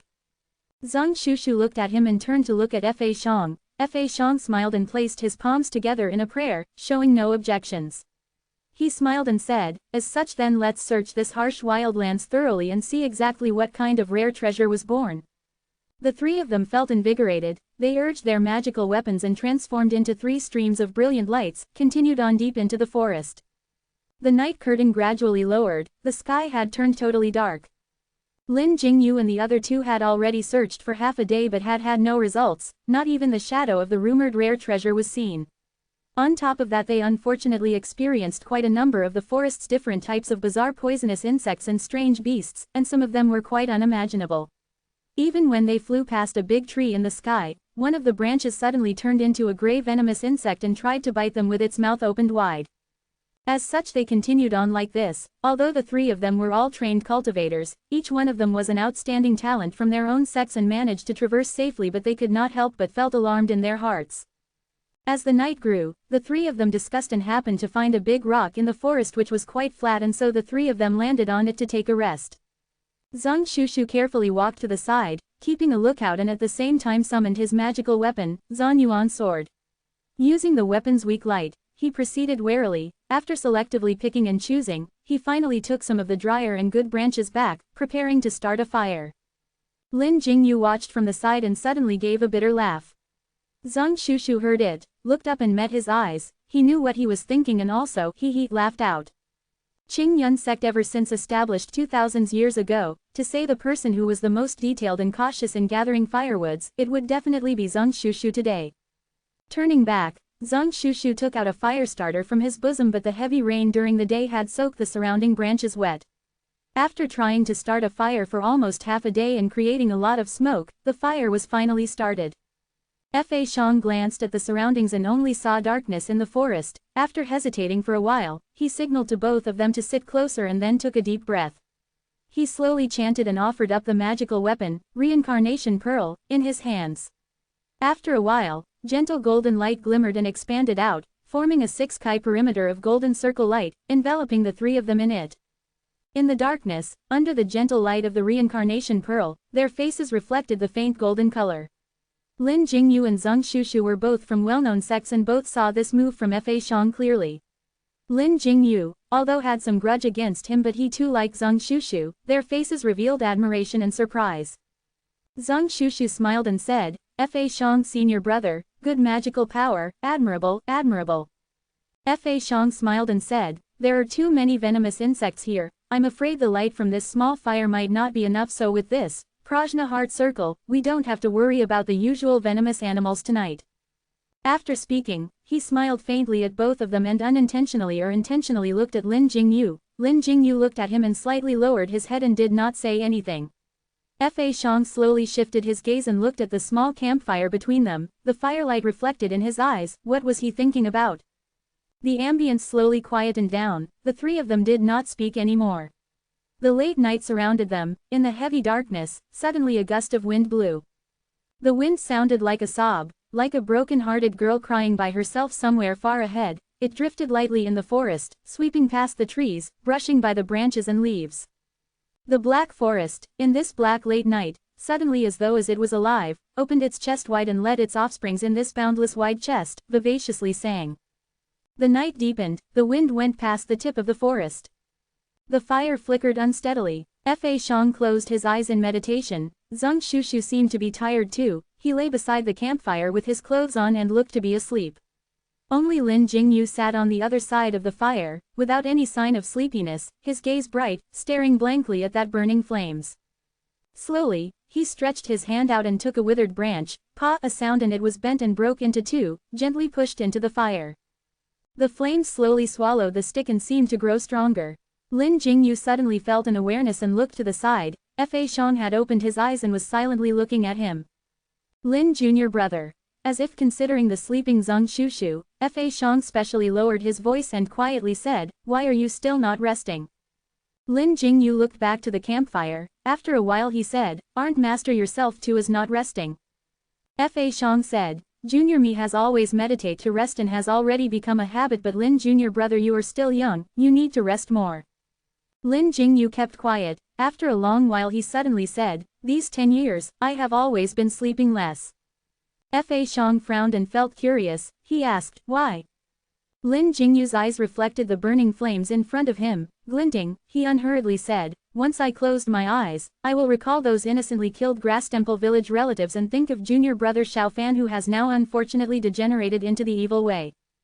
Pa! A crisp sound reverberated lightly in the dim dark night. Lin Jingyu bent the branch in his hands again and then slowly fed it to the fire. The night curtain was totally black, the forest in the darkness as if in a remote place, silently howled. Fa Shang silently looked at Lin Jingyu, that young man beside the faint firelight, his figure looked somehow lonely but still that obstinate. After a while, he looked away and looked at the gently bobbing reincarnation pearl in front of him. He suddenly said, "You still think about Zhang Xiaofan Zhang Jr. brother?" Lin Jingyu did not answer, but when he looked at Fa Shang, his gaze was cold. Fa Zhang's eyes showed a faint hurt but his voice was still gentle. He unhurriedly said, "These past 10 years, he joined the evil faction Ghost King sect and is now a vice leader in the Ghost King sect. The whole world knows, sooner or later he will be the next Ghost King sect leader." He slowly turned around and met Lin Jingyu's gaze. The corner of his eyes seemed to twitch but he continued to speak. "These 10 years, he killed people like flies, devouring people as if it is his second nature. Even the evil faction people also addressed him as Shui Gongzi and not by his name. The good faction all over the world view him as a calamity within one's bosom." "Enough!" Lin Jingyu suddenly shouted. His teeth gritted, green veins popped out of his tightly clenched fists. Fa Shang stared at him but still continued, "If one day, when you face him, what will you do?" The night turned colder, as if the whole world had also become this cold and heartless. The golden light and firelight gently reflected on Lin Jingyu's handsome face. He slowly closed his eyes and breathed deeply. "He is my brother." After a very long time, in the stillness, Lin Jingyu suddenly spoke, firmly and without any bit of hesitation. Fa Shang looked at him and did not speak. Lin Jingyu slowly lowered his head, his voice turned low and deep. "I know, now that he has already sank into the evil way and has no way back, in the future when I see him, most likely it will be as irreconcilable enemies." Pa! He broke the third branch and slowly fed it to the fire. He quietly said, "Just that even if we have a life and death battle or to be as sworn enemies, I do not care about how you these good factions elders think. In my heart, even though good and evil is irreconcilable and sooner or later there will be a battle, it doesn't matter if he wants to kill me or I have to kill him, I still treat him as my brother." He smiled, his smile carried some anguish and resolution. He distantly said, "He in my entire life, is my only brother." Nobody spoke anymore. In the ancient forest, it became more and more quiet. In the chilly wind, as if someone was on that treetop, in the far horizon, quietly sighed. Zhang Shushu suddenly opened his eyes, sat up, his brows locked in a frown, as if concentrating at hearing something. Fa Shang and Lin Jingyu both got a fright. Lin Jingyu exclaimed, "Zhang senior brother, what is it?" Zhang Shushu's face was solemn. He said, "Something is not right, all of you listen." Fa Shang and Lin Jingyu were shocked. They were both deep in their talks and did not notice any movements near them. Right now they quickly turned their attention to their surroundings and concentrated. In the forest, other than the constant wind that went woo-woo, it seemed to be still that quiet, there was no movement at all. But after a while, both of them frowned at the same time. Far away, a faint but dense cha-cha sounds, as if hundreds of insects were traveling in the night. Although separated by the darkness, it seemed unreal and the sounds also seemed to be very far away, but this degree of fine sounds made one had goosebumps. The three of them looked uncertain. Lin Jingyu frowned and said, "Don't tell me it is another poisonous insect." Zhang Shushu forced a smile and said, "I'm afraid the numbers are not that little." The three of them looked at each other and saw the fear in each other's eyes. In this full of poisonous insects unpredictable dangers death marsh, just merely one day and they had already developed some wariness towards the ferocious animals here. In addition, the different types of bizarre animals here were too overwhelming, really wondered what thing would come out next. Just when they were on their guards and preparing to take precautions, far ahead in the forest in front of them, suddenly a loud clamor was heard and after a moment, an angry shout mixed with the cries of the insects were heard. Lin Jingyu and the rest were startled. Zhang Shushu was the first to respond, "It's Fenshang Valley Li Xuan's senior brother." Lin Jingyu's expression looked shocked. He quickly said, "Li's senior brother may have danger, I will go out to meet." While speaking, he was about to move when suddenly a hand stretched over and pulled him down. It was Fa Shang. He was heard speaking quickly, "I will go, the dangers here are unexpected, both of you stay within the prajna heart circle and do not act rashly." Without waiting for both of them to react, his body fluttered, the pale blue monk robe soared up and after a moment, his figure disappeared into the darkness. Lin Jingyu and Zhang Shushu were both stunned but the next moment, the clamor noises increased again, angry shouts were heard ceaselessly and insects' cries filled the air. in it mixed with a few cries of alarms, revealed that Fa Xiang had already reached Li Xuan and came into contact with those unknown strange animals. The night was deep, the chilly wind in the forest seemed to increase too, the sounds mournful. The clamor noises turned louder and louder, but the darkness was like an unscalable high wall, blocking in front of Zhang Shushu and Lin Jingyu. Like ghosts wailing, like wolves howling. Just at the moment when Zhang Shushu and Lin Jingyu were unable to resist anymore and about to dash out, suddenly a sharp whistle was heard and in an instant, all of the insects' cries died, human figures flashed in the darkness and two people at the same time floated over. It was Fa Xiang and Fenshang Valley Li Xuan. Some parts of their clothes were torn and faint blood were seen on Li Xuan's body. Just that their movements were extremely fast, in a flash they were already within the golden circle light. Lin Jingyu and Zhang Shushu quickly went up to receive them and saw both of them looked exhausted. Without waiting for Lin Jingyu and the rest to ask, Li Xuan's eyebrows suddenly moved and he shouted, "Look out!" Everyone was startled. In the surrounding forest darkness, suddenly loud cries of insects surrounded them from all around, densely packed and enclosing them. Numerous horrible eyes, emitting faint lights, staring at them in the darkness. "What is it?" Zhang Shushu with his eyes wide opened, looking around and asking Fa Xiang and Li Xuan at the same time.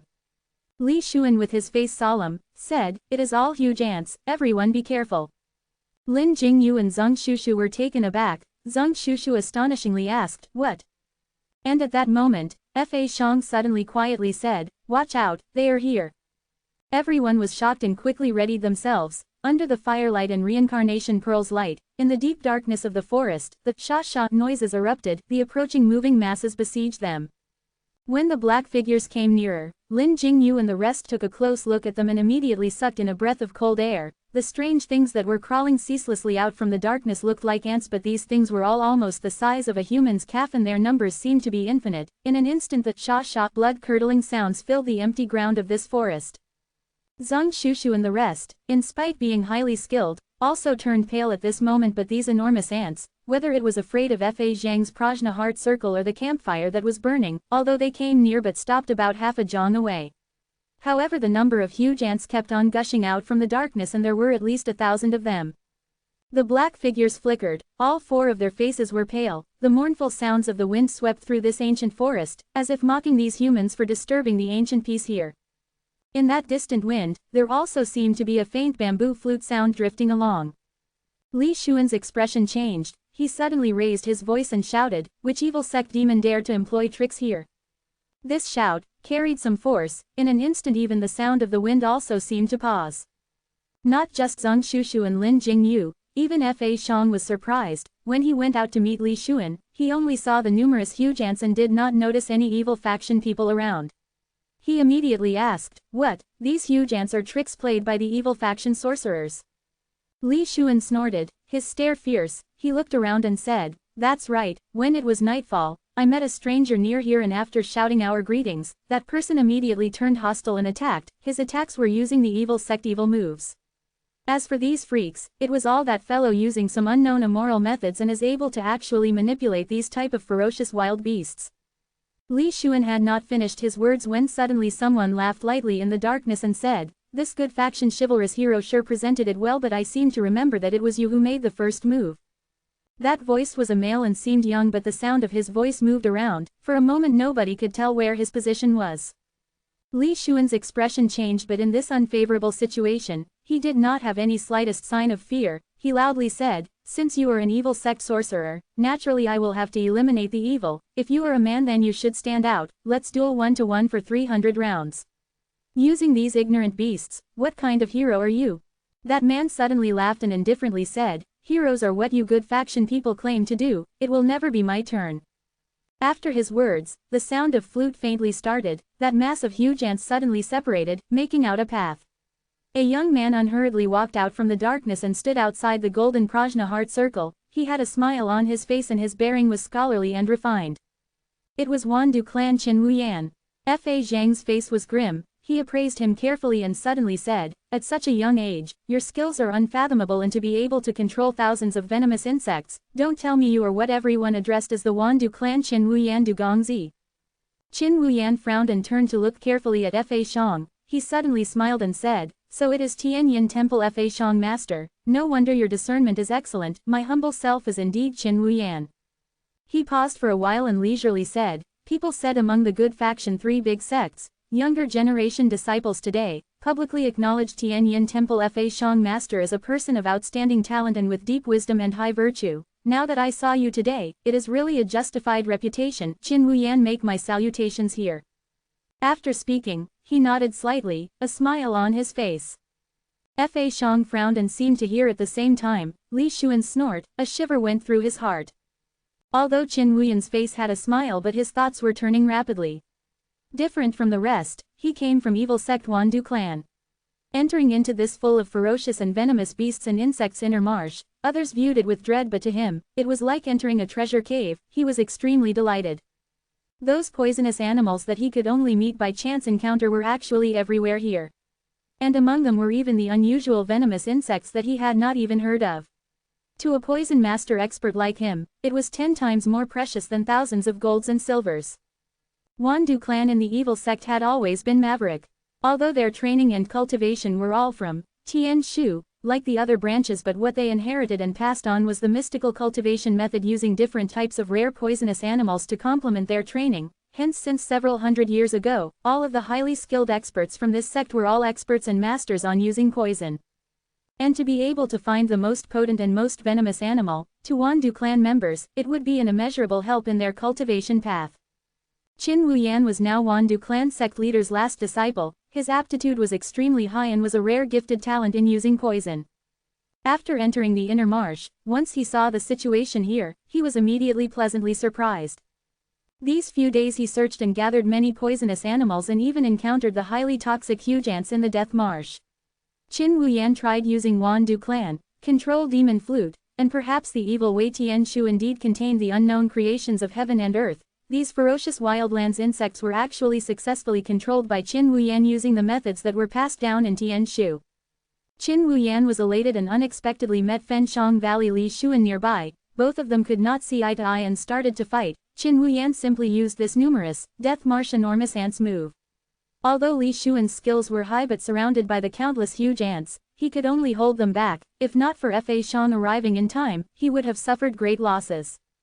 Just that the situation now, Fa Shang, Zheng Shushu, Lin Jingyu and Li Xuan, the 4 of them, were trapped by this young but with exceptional skills, Qin Wuyan. Chapter 98, Past Affections.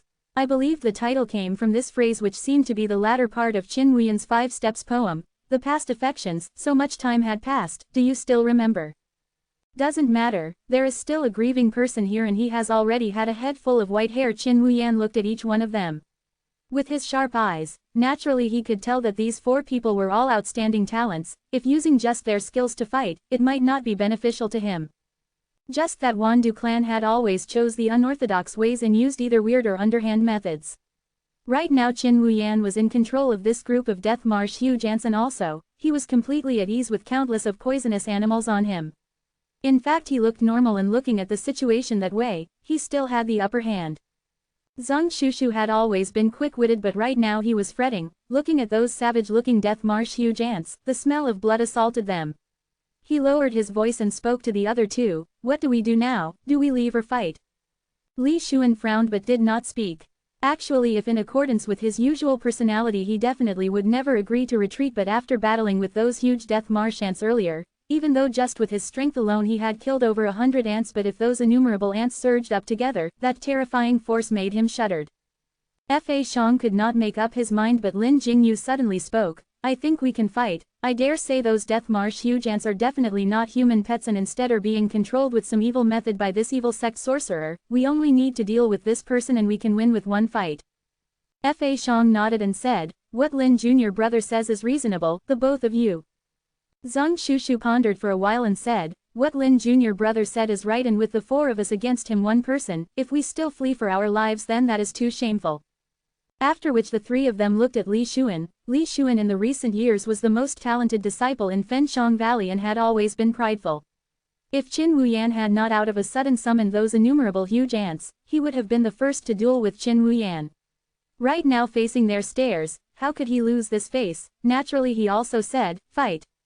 Fa Shang immediately nodded and spoke quietly, Later we will split into 2 teams, we'll need to trouble Li's senior brother and Zheng's senior brother to help us block those huge ants while Lin junior brother and I attack that Qin Wuyan together, how is it? 3 of them nodded together. While they were discussing, Qin Wuyan was also strategizing. When he had used the ants to besiege Li Xuan, he did not expect Li Xuan's skills to be that high. Just with his strength alone, he was able to kill almost 100 of those tough skins hard bones venomous ants, and looking at the other 3, it was most likely they were all also highly skilled, especially that Tianyin Temple Fa Shang. His reputation had become even more well-known in the recent years. To say the least, just by looking at this prajna heart circle, it indistinctly embodied the Buddhism great power of subduing demons and could make those huge death marsh ants instinctively stayed far from that golden circle. This level of cultivation was really remarkable. He was deliberating on how to deal with those 4 people when suddenly a whistle sounded in front of him, the golden light flashed and prajna heart circle was withdrew. The 4 of them leapt towards him and a commotion also started from the huge ants beside him. Qin Wuyan unexpectedly was delighted, he laughed out loud and flipped his left hand, a tiny black iron flute appeared but he did not blow it, instead he drew across the air, pressed a few holes on the flute using his left hand and immediately a low quiet sound was heard from the sky. It did not have any impact to humans but to those innumerable death marsh huge ants, they looked like they had received a command and immediately started to move, gashing and clawing towards those 4 people. Li Xuan and Zheng Shushu seemed to anticipate it and moved forward at the same time while wielding their magical weapons. Immediately, the places where the magical weapons' bright lights flashed, the first several huge ants were flung out.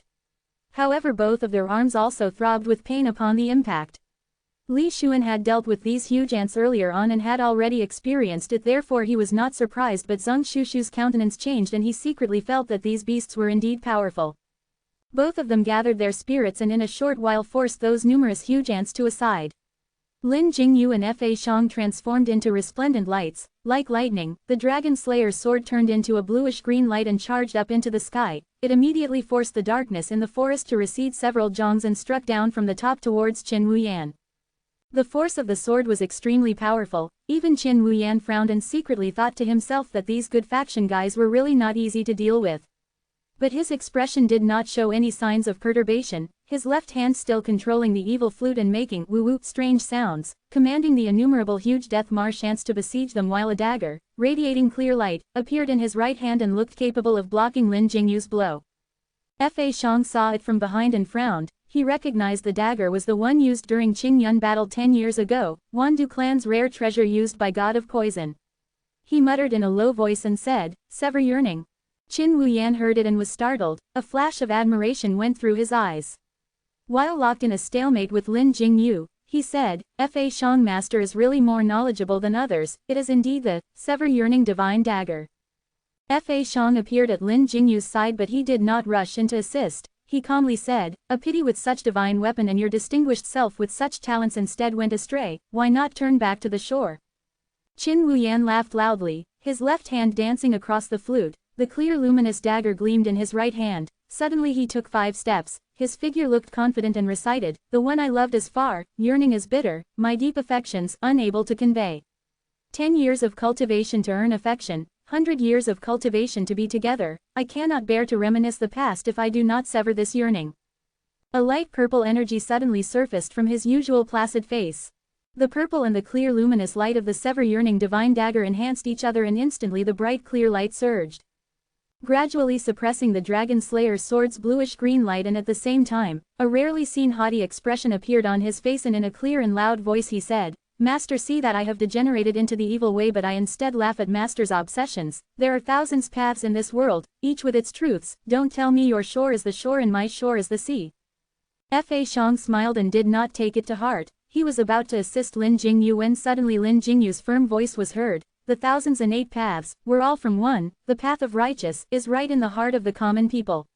You are the evil, I am the good, I have to eliminate the evil and subdue the demons." A clear whistle, the sound of the dragons singing from the Dragon Slayer's sword rang out loudly, the bluish-green light shone and rose to charge up into the sky. It broke out from the sea of clear bright light and in an instant, the sword energy swept over profusely like rain, covering the sky and earth towards Qin Wuyan. Qin Wuyan frowned, unexpectedly this person had such valiant, right now he only had to make the Sever Yearning divine dagger turned back and attack, most probably he could inflict him with heavy injuries, but this Dragon Slayer's sword pressed forward with an indomitable will to root the target. He knew it would be hard to take on and so avoided the attack. This distraction caused his hands to slow down and he was unable to concentrate on the control demon's flute that was controlling the huge ants in the Death Marsh. Zhang Shushu and Li Xuan, who were trying hard to block them, finally could take a breather. However, it was only for a moment, as these wild and fierce huge ants were fearless and continued to attack, both of them agonized over it. Zhang Shushu shouted loudly, "Hey, Fa Shang senior brother, at this juncture you are still trying to enlighten people. Please act quickly, if not we will be eaten by these beasts and you will have to chant the reborn incantation for me." Fa Shang forced a smile and did not reply. Watching Qin Wuyan withstood another Lin Jingyu's higher and higher waves of attacks, he loudly said, "Qin benefactor, please watch out." Immediately after speaking, the reincarnation pearl glimmered with golden light, flew out obliquely. Qin Wuyan frowned. Lin Jingyu's skills were already unexpected, and now with another Fa Shang. He snorted, and without any movement, 3 dark shadows flew out from his right sleeve and swiftly separated out, flying at a high speed in 3 directions towards Fa Shang. Fa Zhang's face was solemn. He did not dare to be careless. The reincarnation pearl flew out halfway and suddenly shone brilliantly. In a blink of an eye it deflected 2 of the dark shadows, but the last one slipped through the golden light. Fa Shang made a sound, "Hey!" Suddenly his hands like a knife, the fair hand stretched out flat, targeted right at that dark figure which was flying in, and shouted loudly, "Do!" The dark figure suddenly shook violently in the air and, as if it had received a heavy blow, dropped down from the sky. It was a small black snake with a triangular head. Evidently it was venomous. It twitched a few times after landing on the ground and did not move anymore. Most likely it was dead. Qin Wuyan was stunned. He nodded and praised, "Ding Shen Tong." As expected from the number 1 successor of Buddhism, Tianyin Temple, Master's high level of cultivation, my humble self is really impressed, but Master kill the living so thoughtlessly, not sure if the Buddhas will be unpleased. Before Fa Shang could reply, Lin Jingyu had already attacked with vigor, enshrouding Qin Wuyan in a blanket of bluish-green light. He coldly replied, "All of you evil sorcerers took countless of lives every day and committed countless of evil, and now you still can righteously question others, really shameless." Qin Wuyan laughed and avoided the unstoppable sharp light from Dragon Slayer's sword. The sever-yearning divine dagger's clear bright light floated out and retaliated. At the same time, his right hand jerked and another 7 or 8 shadows flew out from his sleeve, containing colors of brown, black, dark red and scarlet yellow. Against the magical weapon's resplendent lights, everyone saw that those were different kinds of venomous creatures, scorpion, centipede etc., flying towards Fa Shang and temporarily prevented him from coming over. Everyone was speechless. They thought to themselves that the evil sorcerer was really creepy, with so many poisonous strange creatures on his body, and yet he was not afraid of being bitten. And among them, Zhang Shushu imagined the most. He actually thought, what if their senior and junior sisters saw these numerous poisonous creatures, would they be too petrified to even summon their magical weapons? His thoughts had just flashed past in his head. His hands loosened and was almost bitten by an enormous ant near his feet. Luckily it had only bit the fringe of his shoes, but the shock was enough for him to concentrate and focus on the battle. Just that both he and Li Xuan had to handle these innumerable huge ants at the same time, the pressure was simply too great. In this short period, both of them had killed another 100 over ants, but these beasts were endless and continued to pour over. Zhang Shushu and Li Xuan looked at each other. Both saw the retreat and tension in each other's eyes. Zhang Shushu was about to turn around and urge the other side, but from the corner of his eyes, he suddenly discovered a faint blue light flashed in the deep of the forest. He was stunned. Qin Wuyan tightened his brows and seemed to also at the same time thought about pulling back. Today the 4 of them were really not easy to deal with, and initially he assumed the formidable Death Marsh huge ants would be at the front, but unexpectedly they were forcibly stopped by the 2 of them and could not even move 1 step beyond. And the intensity of the attacks by that Qingyun sect disciple in front of him with the Dragon Slayer's sword in his hands, he had not seen likes of it in his lifetime, and from time to time, he would use the indomitable with no room for retreat sword power moves. It was really a troubling point for him. And for those poisonous creatures, it seemed like they would not be able to hold back Fa Shang for long. If he were to wait till that person come over, then most likely the game was as good as lost. Qin Wuyan was the most favorable disciple of God of Poison, and although he was young, but he had a very good discernment. There and then he decided. His right hand shook and again 3 strange toads flew out to deal with Fa Shang. The sever yearning's clear and bright light surged and suddenly struck back in great force. The power was so aggressive that even Lin Jingyu was forced back a few steps. Taking advantage of this moment, Qin Wuyan suddenly pulled away, moving far away from the rest. Giving a long laugh, he said, "Tonight let's end it here then." Before he could finish his words, suddenly he heard Zhang Shushu shouted out aloud, "Lu's senior sister, quickly stop this person." Qin Wuyan got a shock. From the corner of his eyes, he saw beside the bright lights, a blue light suddenly appeared in the darkness. Although he was shocked, but he did not panic. The Sever Yearning was already horizontally in front of the blue light, and he was confident that even how strong the force of this sword would be, he would be able to withstand it. Unexpectedly, although the blue light floated up in the darkness but in the wailing wind, the whole world suddenly became still in an instant. From the other side of the darkness, an icy cold feeling gushed over soundlessly and hit him on the right side of his body.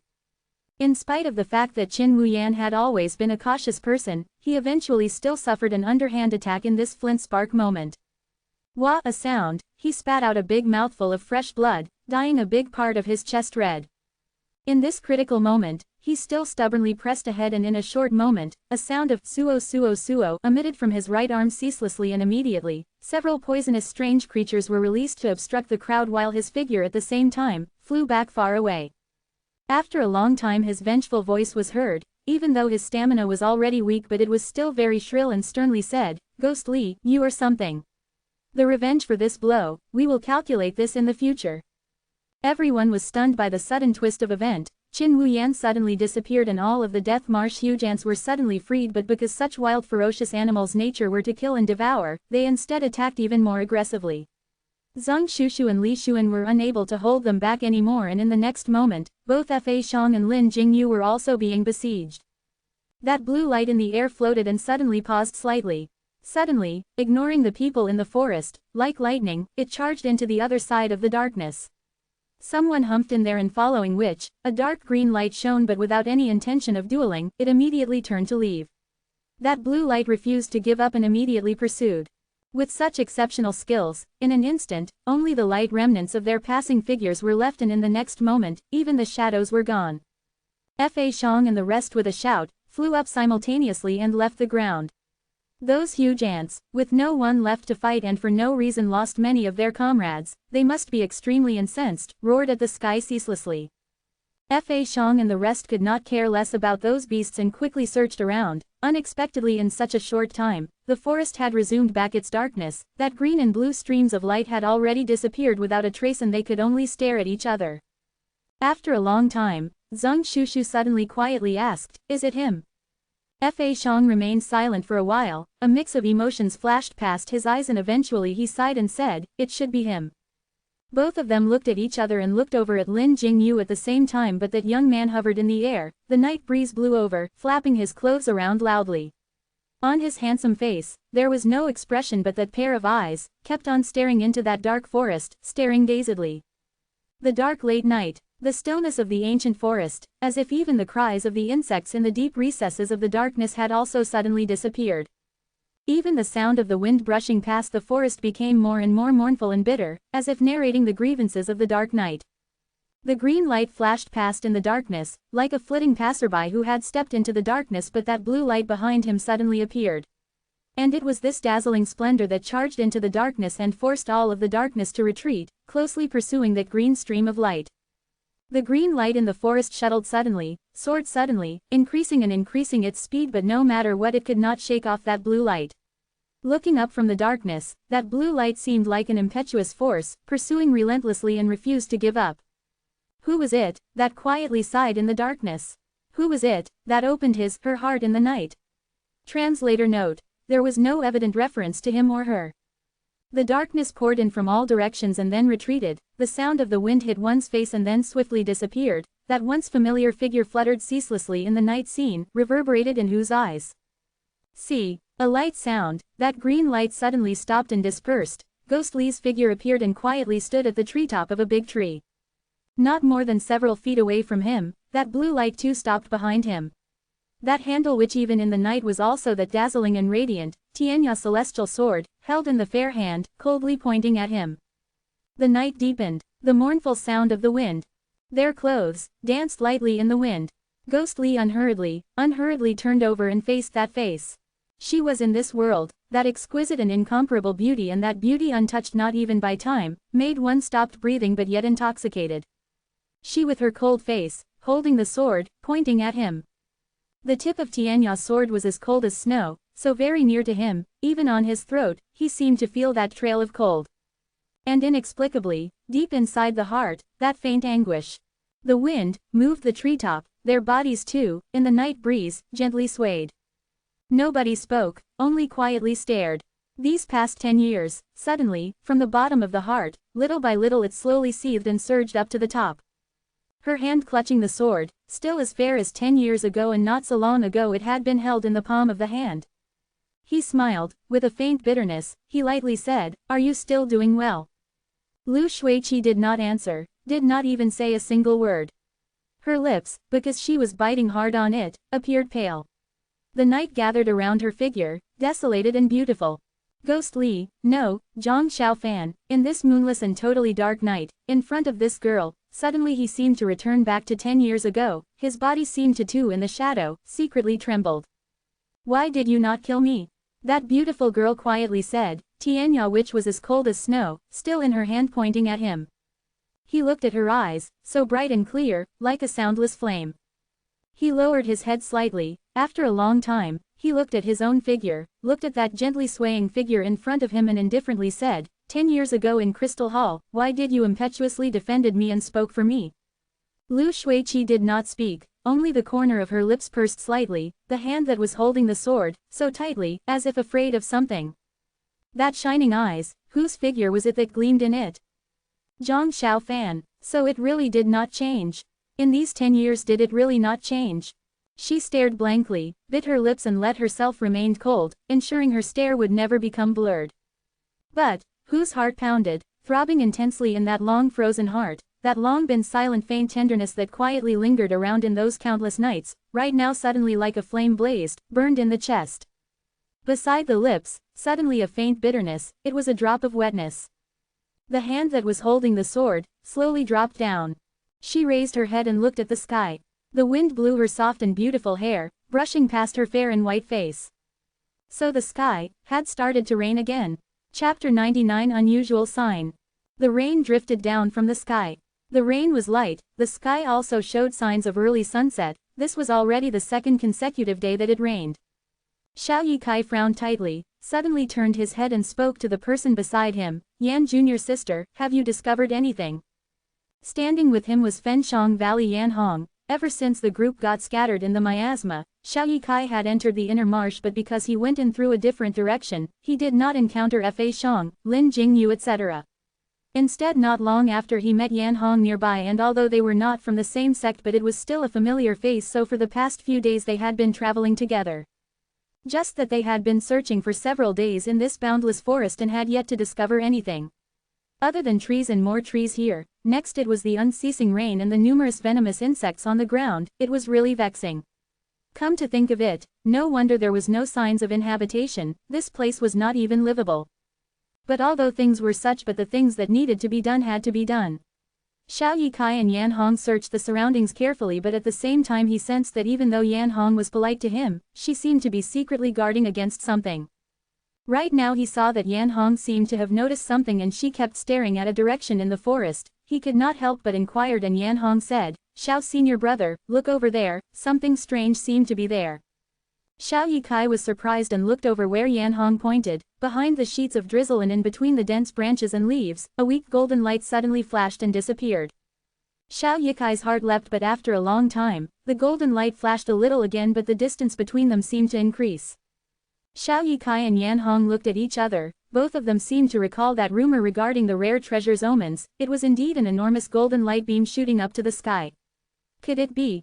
After a moment, both of them soared at the same time and as fast as lightning, dashed towards where the golden light was. And while flying there, they subconsciously stayed a distance away from each other and also hold on tightly to their magical weapon, wondered if they were preparing for the unknown danger or the danger beside them. Both of them flew extremely fast. Shortly after they reached the area near where the golden light sparkled. Avoiding the thick branches, they saw the ground below was in a mess, broken and scattered brambles were everywhere, even the thick and big trees beside were also riddled with scars, and the trees ahead, which were as thick as a human's arms around them, a few had fallen. In the forest, the path of disorder continued straight ahead. It looked like some person or some animal had released its power here and forced a path through this dense forest. Xiao Yikai and Yan Hong looked at each other and saw the indistinct shock in each other's eyes. And at this moment ahead in the forest, a faint commotion was heard. Xiao Yikai signaled to Yan Hong and both of them flew up quietly, taking the cover of the branches and leaves, they soundlessly flew ahead. After flying for a while, they saw fallen trees lying in a disarray along the way and a number of animals were found dead too. Most likely they were unable to escape in time and suffered an unexpected calamity. The commotion noises turned louder and louder, mixed in it was also a voice chanting Buddhist mantra. Xiao Yikai was surprised, he thought, don't tell me Tianyin Temple Fa Shang's senior brother is here. While he was hesitating, a golden light suddenly lighted up in front, a deafening angry roar was heard and in an instant, like a shock wave, the surrounding trees, leaves shook together, the force was really remarkable. But Xiao Yikai's face instead changed. In this, Buddha subdue evil roar, there was an urgent anxious feeling and it was something not reassuring. The relationship between Tianyin Temple and Qingyun sect were different from Fenshang Valley. Xiao Yikai thought for a moment and eventually decided to enter the battle. After a while a sound of wind was heard, Yan Hong had also followed behind. Both of them in the air saw the scene clearly and were stunned, following which both were greatly shocked. There was a monk wearing Tianyin Temple monk robe but it was not the gentle and refined Fa Shang, it was that big and tall Fa Shan. Fa Shan's robes were all summoned up and in his hand, an extremely thick, Vajra subdue evil staff, danced like a violent storm, the golden light glimmered, protecting his body and from time to time, he roared again and again. And dueling with him was a beautiful lady in light yellow clothes, her expression was coquetry with a smile at the corner of her lips, her black hair lightly brushed against her shoulders and a pair of clear, sparkling eyes. Looking into the eyes, you seemed to be immersed in it and never wanted to emerge again. Xiao Yikai only took a few glances at her but suddenly he felt a wave of agitation in his heart and felt that in this world, there was only this girl and he really wanted to be with her forever. Luckily he had trained and cultivated for many years, his level of cultivation was not considered low, he abruptly came to his senses and was shocked, he thought, where did this witch come from and has such powerful bewitching skill? Although looking at the situation below Fa Shan's power was terrifying but in Xiao Yikai and Yan Hong's eyes, both saw Fa Shan's face was flushed and he was already forced by that beautiful lady in front of him to only defend and if there was no other assistance, most probably he could not survive for even an hour. Xiao Yikai and Yan Hong were taken aback but no matter how hard they tried, they could not recall who this woman was, she with such high skills and could actually reduce Tianyin Temple's one of the most outstanding disciples other than Fa Shan, until he was unable to retaliate. Looking at Fa Shan's impending defeat, Xiao Yikai and Yan Hong looked at each other, shouted and charged down, wielding Qingyun sect Tong Tian Peak's famous celestial sword, 7-star sword, transformed into a stream of white light, striking down from the head.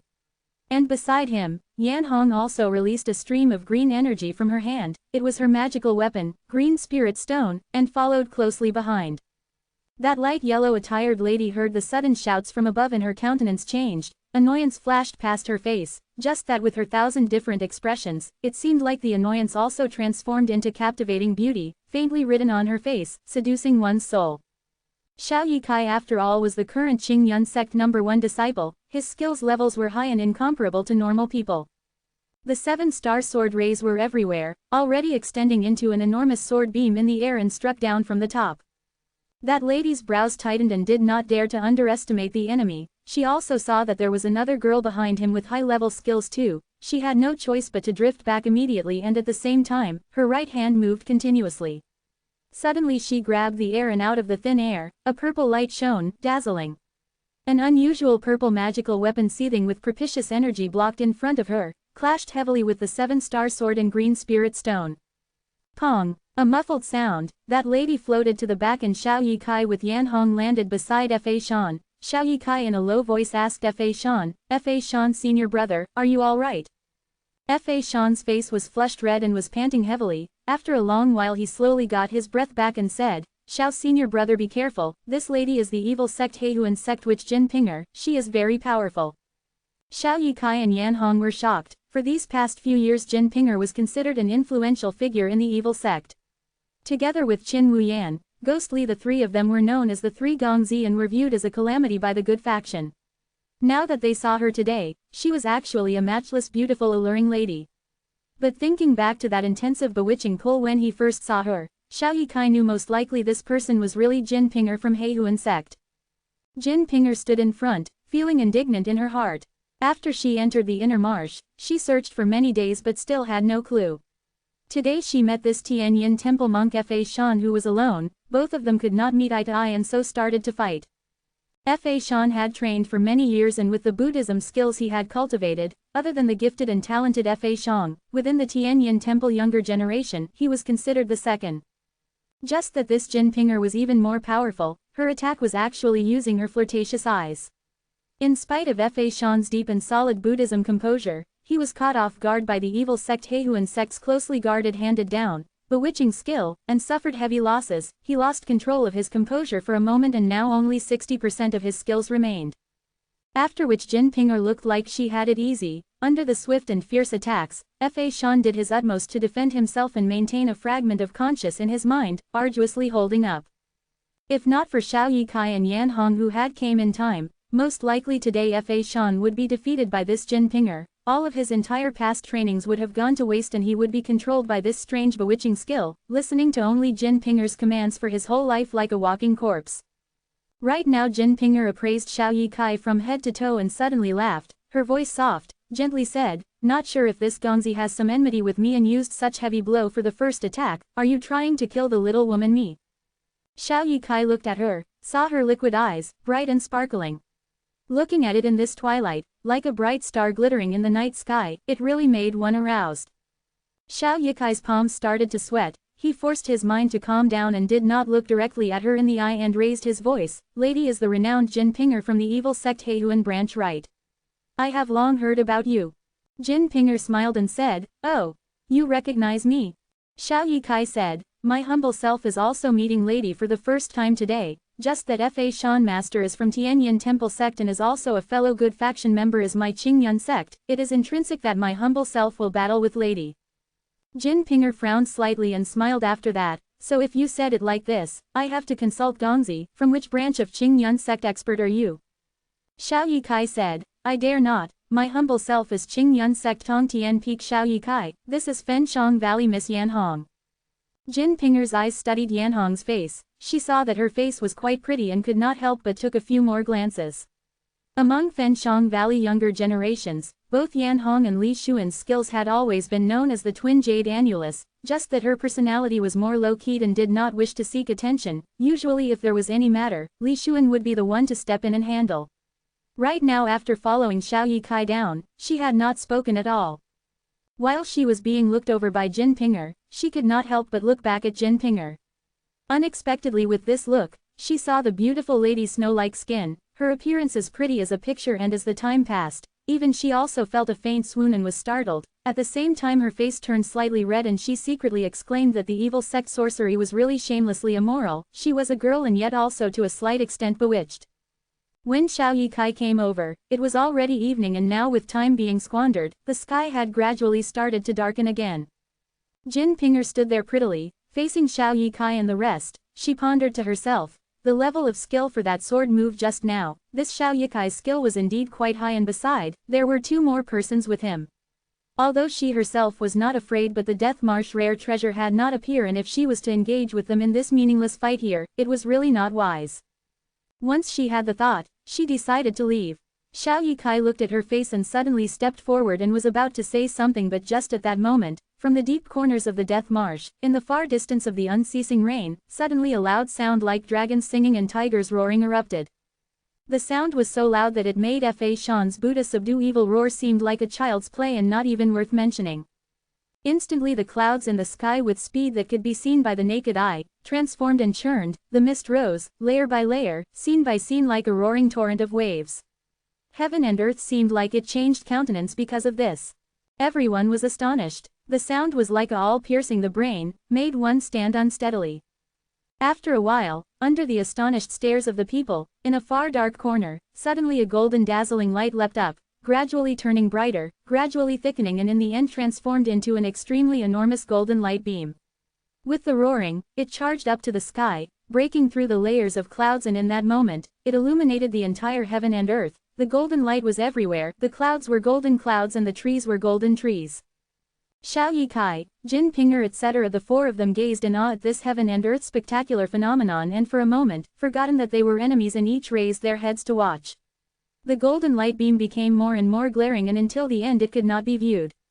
The clouds in the horizon surged even more turbulently, swirling around the golden beam rapidly, turning into an enormous vortex lighted up by the golden beam. Under such magnificent scene, the world was awed, as if anticipating some revered and priceless object, it made one venerated. After a long time, the golden light beam which appeared out of nowhere slowly stopped and then weakened rapidly, it appeared suddenly and left swiftly too. In only a short while, the earth-shattering phenomenal scene was sucked back into the darkness like a big whale sucking water. After the dazzling splendor, a darker and deeper darkness descended onto the earth.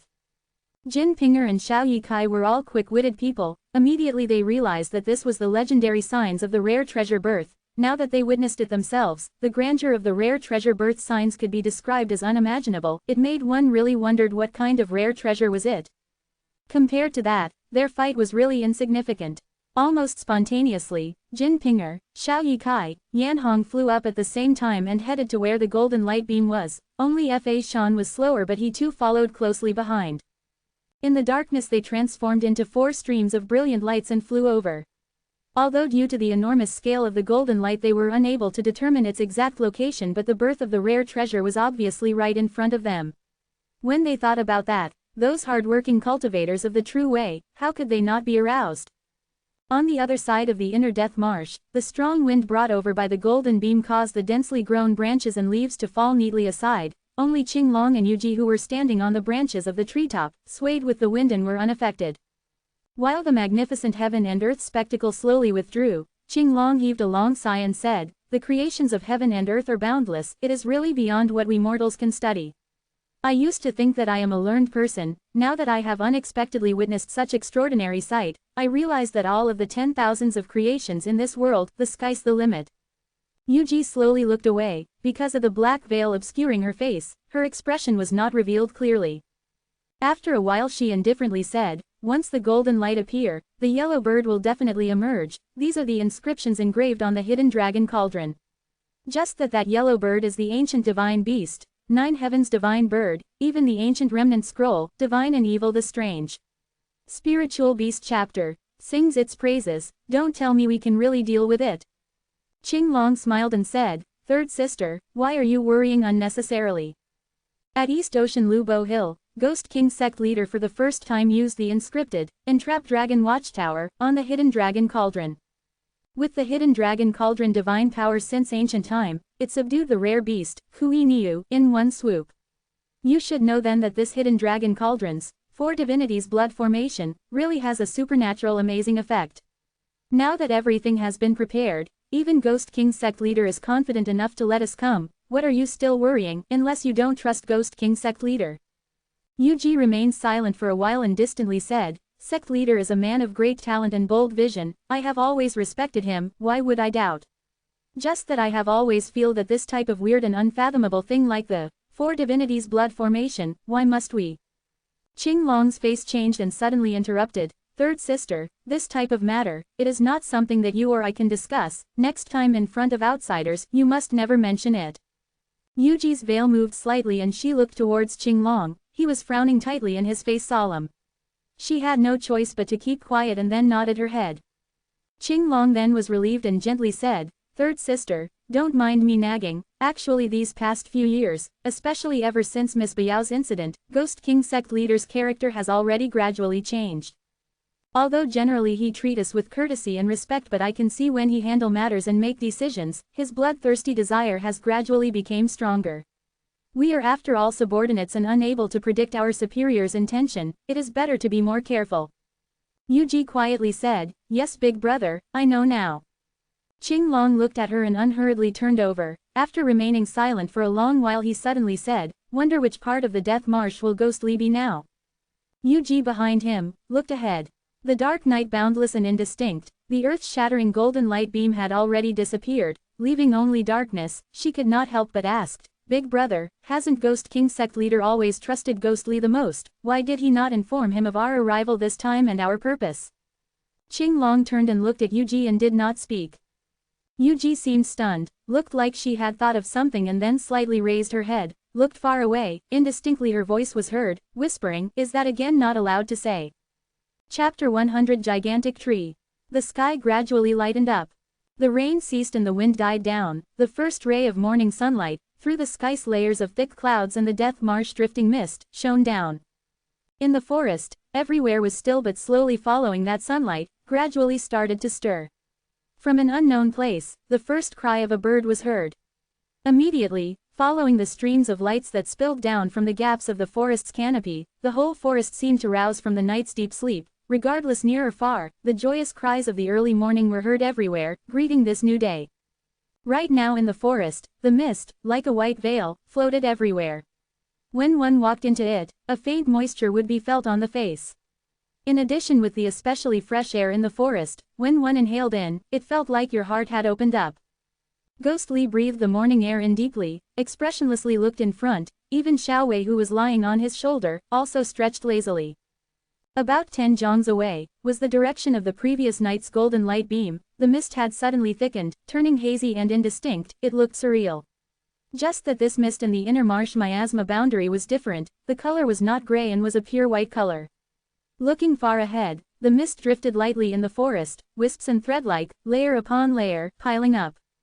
There, might be the location of the rare treasure. Ghostly unhurriedly turned his head and looked to the side. Lu Shuiqi was standing 2 jongs away from him, attired in white like snow, silently staring at that mist in front. The two of them, in the end, did not fight. The whole night, after that first moment of surprise and subtle agitation, between the both of them, was a long silence. Both of them were just 3 feet apart, but it seemed like it was a chasm bigger than the forsaken abyss, deeply entrenched between them, and even more in their hearts. Even when that dazzling golden light beam charged up to the sky, both of them turned and watched it from a bird's-eye view, the sky's golden light rays reflected on their faces, quietly watching in this strange foreign place, adding several degrees of coldness. The past, in the end, still changed. Lu Shuiqi seemed to sense something and turned her head over, meeting Ghostly's stare, her eyes as clear as water. Maybe there was still a faint ripple deep inside her eyes, but right now, it could no longer be seen by anyone. She looked at that man in front of her. He stood beside her in the forest, carefully looking at him. She finally discovered that he was no longer that youth anymore. The once so familiar face, the innocent and smiles replaced by calmness and the look of someone who had been through life's vicissitudes.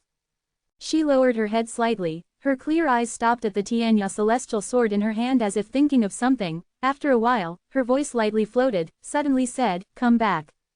She did not raise her head or make any movement. Her expression did not change even the slightest, only the hand that was clutching Tianya, the slender and fair fingers slowly tightened. Zhang Junior brother, she softly said. "Come back." These 4 words, the words that drifted in the morning breeze, enveloped him, then like a stone, one by one charged into his heart. Ghostly breathed deeply, closed his eyes. The ice-cold soul-absorbing stick in his sleeve beside his hands, like a loyal friend, never once abandoned him. After a very long time, when he opened his eyes, there was a faint smile. He unhurriedly said, "This name, I have not used it for a very long time." The corner of Lu Shuiqi's mouth twitched. She slowly raised her head, but eventually whatever words that she wanted to say, she did not say it and kept quiet. Both of them stood like that, but the distance between them seemed to increase again.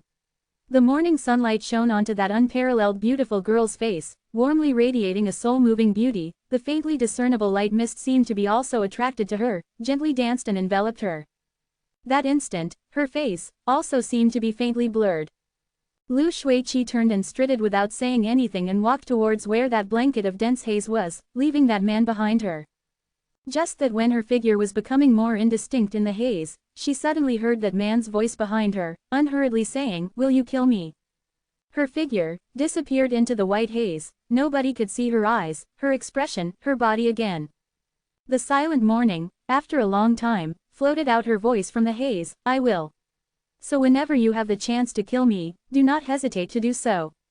The sky brightened up completely, but walking in the haze made one felt that it was still dim. This stretch of haze was far denser than the other places and limited one's vision too.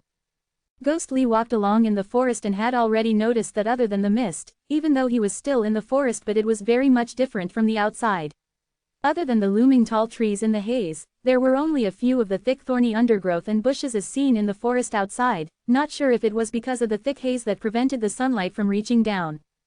But the most surprising thing was, the venomous insects, ferocious beasts, bizarre plants and flowers that permeated the Death Marsh forest suddenly disappeared too. Ghost Lee traversed in this forest for at least an hour and had not encountered even one poisonous insect. Here, not a single living thing seemed to exist, a heavy dead atmosphere. Ghost Lee frowned and continued to walk ahead. Xiao Wei on his shoulder also quietened down, its hands grabbing onto his clothes tightly, but a pair of sharp eyes were still turning around, ceaselessly looking around. Without the thorny undergrowth and those pestering poisonous animals and strange beasts, it was clearly much more easier to travel. This was the first time ever since he had entered the inner marsh. Lu Shuiqi entered the haze earlier than him. Ghost Lee outside, had deliberately waited for a long time before entering. Right now, where exactly was Lu Shuiqi?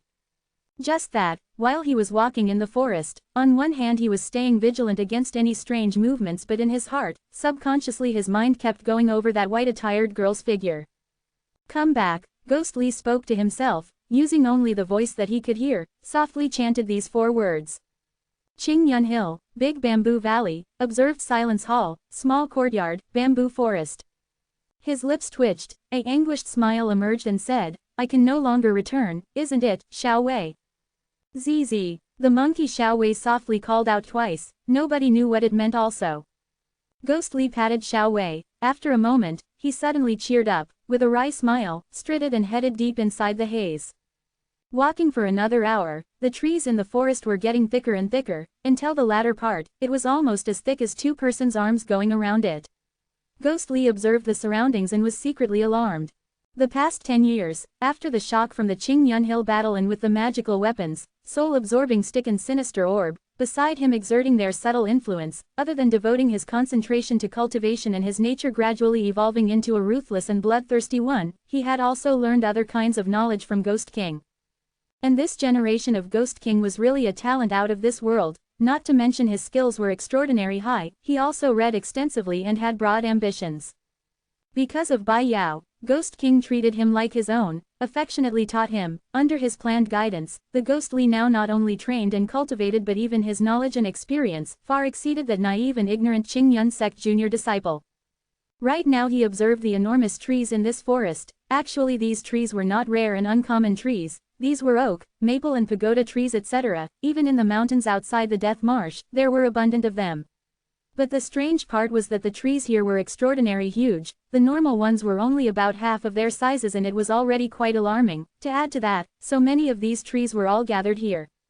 But what was even more strange was that by right it should be exuberant at where these trees were, but under this sheet of haze, not even one animal was seen. Even the occasional thorny undergrowth seen at the beginning were all gone.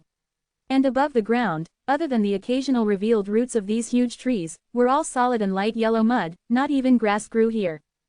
Under the chilly cold haze, it had a somber and desolate feeling. Ghost Lee frowned deeply. He muttered to himself for a long while, surveyed the surroundings and saw that the enormous trees reached up to the sky, perfectly straight and towering. He himself strolling in the forest looked as if he was inside an enormous maze. He suddenly waved his sleeve and his entire being soared up. Unwilling to stay any longer in this strange place, he wielded his soul-absorbing stick. In the dark green light, he flew forward. His speed naturally increased a lot, but considering that the rare treasure could be around here, Ghost Lee did not fly up above the forest and maintained about 6 feet above the ground. He flew swiftly and searched carefully at the same time. The time passed by quietly. The forest was still silent, only the sound of his flight reverberated in this forest. The trees in this forest, following Ghost Lee's deeper and deeper penetration, their trunks got bigger and bigger. Right now the trees projecting in his eyes, most likely were already an unbelievable thickness of 6-7 burly men arms length going around. Without even guessing, one would know that the trees in this forest were most likely several hundreds or even thousands of years old. In the sheet of thickening strange atmosphere, Ghost Lee's figure suddenly stopped. Right now the sky had already brightened up for a long while, but this haze seemed to have no intention of dispersing, as if since the ancient times, these layers of haze seemed to coexist with this area of forest.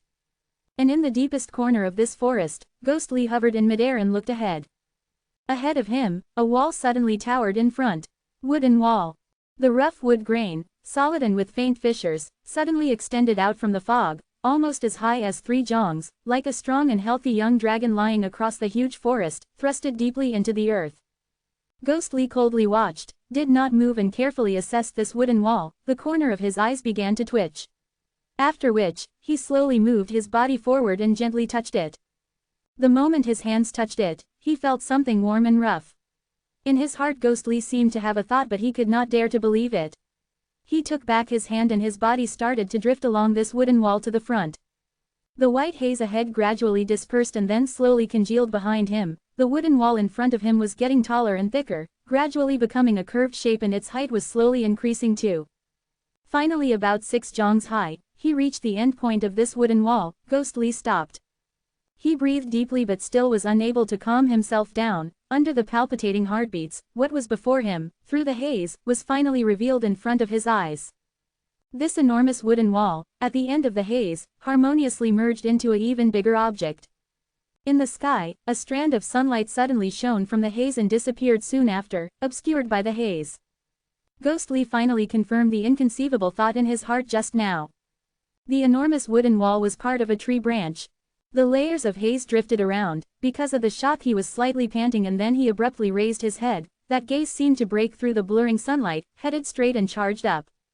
Like a soundless lightning, rumbling, the entire forest seemed to tremble and appeared before him. It was actually a gigantic tree totally beyond one's imagination. That tree trunk was so thick that its borders could not be seen in this haze and covered with a rough bark, like an enormous mountain towering and lofty, going straight up towards the sky, immersing in the haze, like drilling into the sky. Ghostly like an ant, so insignificant in front of this gigantic tree. A gigantic tree with branches that could even reach up to 6 jongs, what kind of sight was that? Ghostly slowly looked away. Xiao Wei on his shoulder quietly called out once and seemed to be nervous. Ghostly leaned his head slightly to the side and suddenly smiled, lightly said, "The world is so big, there is no lack of strange stuffs, we are really a frog in the well. Xiao Wei, let's go. Let us take a good look at this gigantic tree." Under his feet, the soul-absorbing stick's dark green light suddenly lighted up. After a moment, it tilted and flew up. Ghostly howled, and following that piercing sound, 1 human and 1 monkey charged into the sky, immersing into the layers of haze. The winds hurtled past, biting because of the high speed.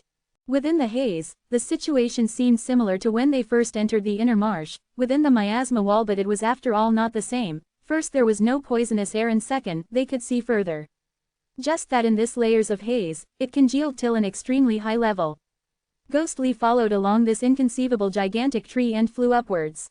Flying for almost an hour, the haze still had not dispersed, made one wondered if the haze actually connected to the cloud layers.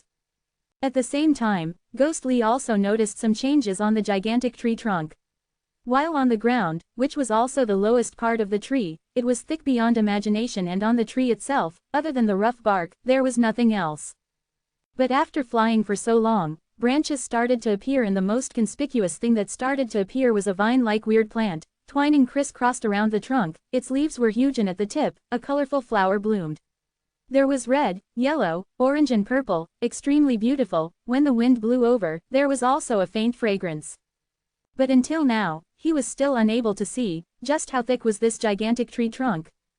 The amazing creation was really out of this world. This gigantic tree most likely really was thousands and thousands of years old. That was why it was this gigantic. See, a sharp sound pierced the air. The dark green light glimmered and dashed out from the haze. The haze under his feet too, following his figure, wisps followed up and then gently settled back down, just like the sea settling down. Ghostly finally emerged out of this haze. Heaven and earth suddenly opened wide. The bright blue sky, cloudless for thousands of miles, a cloudless blue sky, and the white boundless haze below surrounding the gigantic tree. The nearer it was to the tree, the denser the haze was. And now, Ghostly was already high up in the air and could finally take a good look at this gigantic tree. Even though at such high place, this tree was still hundreds of jongs thick, and thinking back to the distance that he had flew from the ground to here, this tree was not a tree and instead a lofty mountain. But then, this was obviously a tree. And it still continued to extend up. That gigantic trunk, other than the same alarming thick branches, extended perfectly straight up to the sky. Ghostly raised his head and looked far. Deep somewhere in the sky, there seemed to be an indistinct figure. He suddenly laughed and flew towards the blue sky. Which man, facing such a scene, would not be in high spirits? He flew up and pierced through the sky. His speed increased, disregarding the knives-like biting winds on his face. As he flew up, the gigantic branches gradually shrunk, until the end, it was only several jongs big, but even so it was still astonishing. And right now, thin floating clouds were seen, occasionally drifting beside the tree. The gigantic tree, like what the ancient legend said, the stairways to heaven, straight to the sky. Again flying for another about 5 jongs, ghostly figure finally stopped. In front of him, the perfectly straight trunk suddenly splitted into 2 big branches and extended left and right. Ghostly hesitated for a while and unhurriedly flew over, landing at where the gigantic branches splitted. Although it was described as bifurcation, the gigantic tree was so colossal that several people could stand here and yet not feel squeezy. When Ghostly landed on the tree, a sound and Xiao Wei was the first to jump down. Its monkey head looked around and then carefully touched the tree. Evidently it was very curious. In its whole life this was the first time it had seen such gigantic tree, and even though it was just a monkey, it was still very surprised.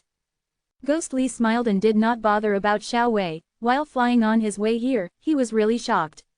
Before this, he could not imagine that there would be such gigantic tree in this world, and right now, after the initial shock, he already surmised that could it be that the rare treasure might actually be on this incredible gigantic tree. The 2 branches were about the same sizes and almost several jongs thick, stretching horizontally, like 2 enormous dragons leaping in the air. Starting from here, the leaves gradually became luxuriant and the distance that it extended out were extremely long. Standing at where it bifurcated, the ends could not be seen. Ghostly pondered for a while and decided. He turned around and called, "Xiao Wei."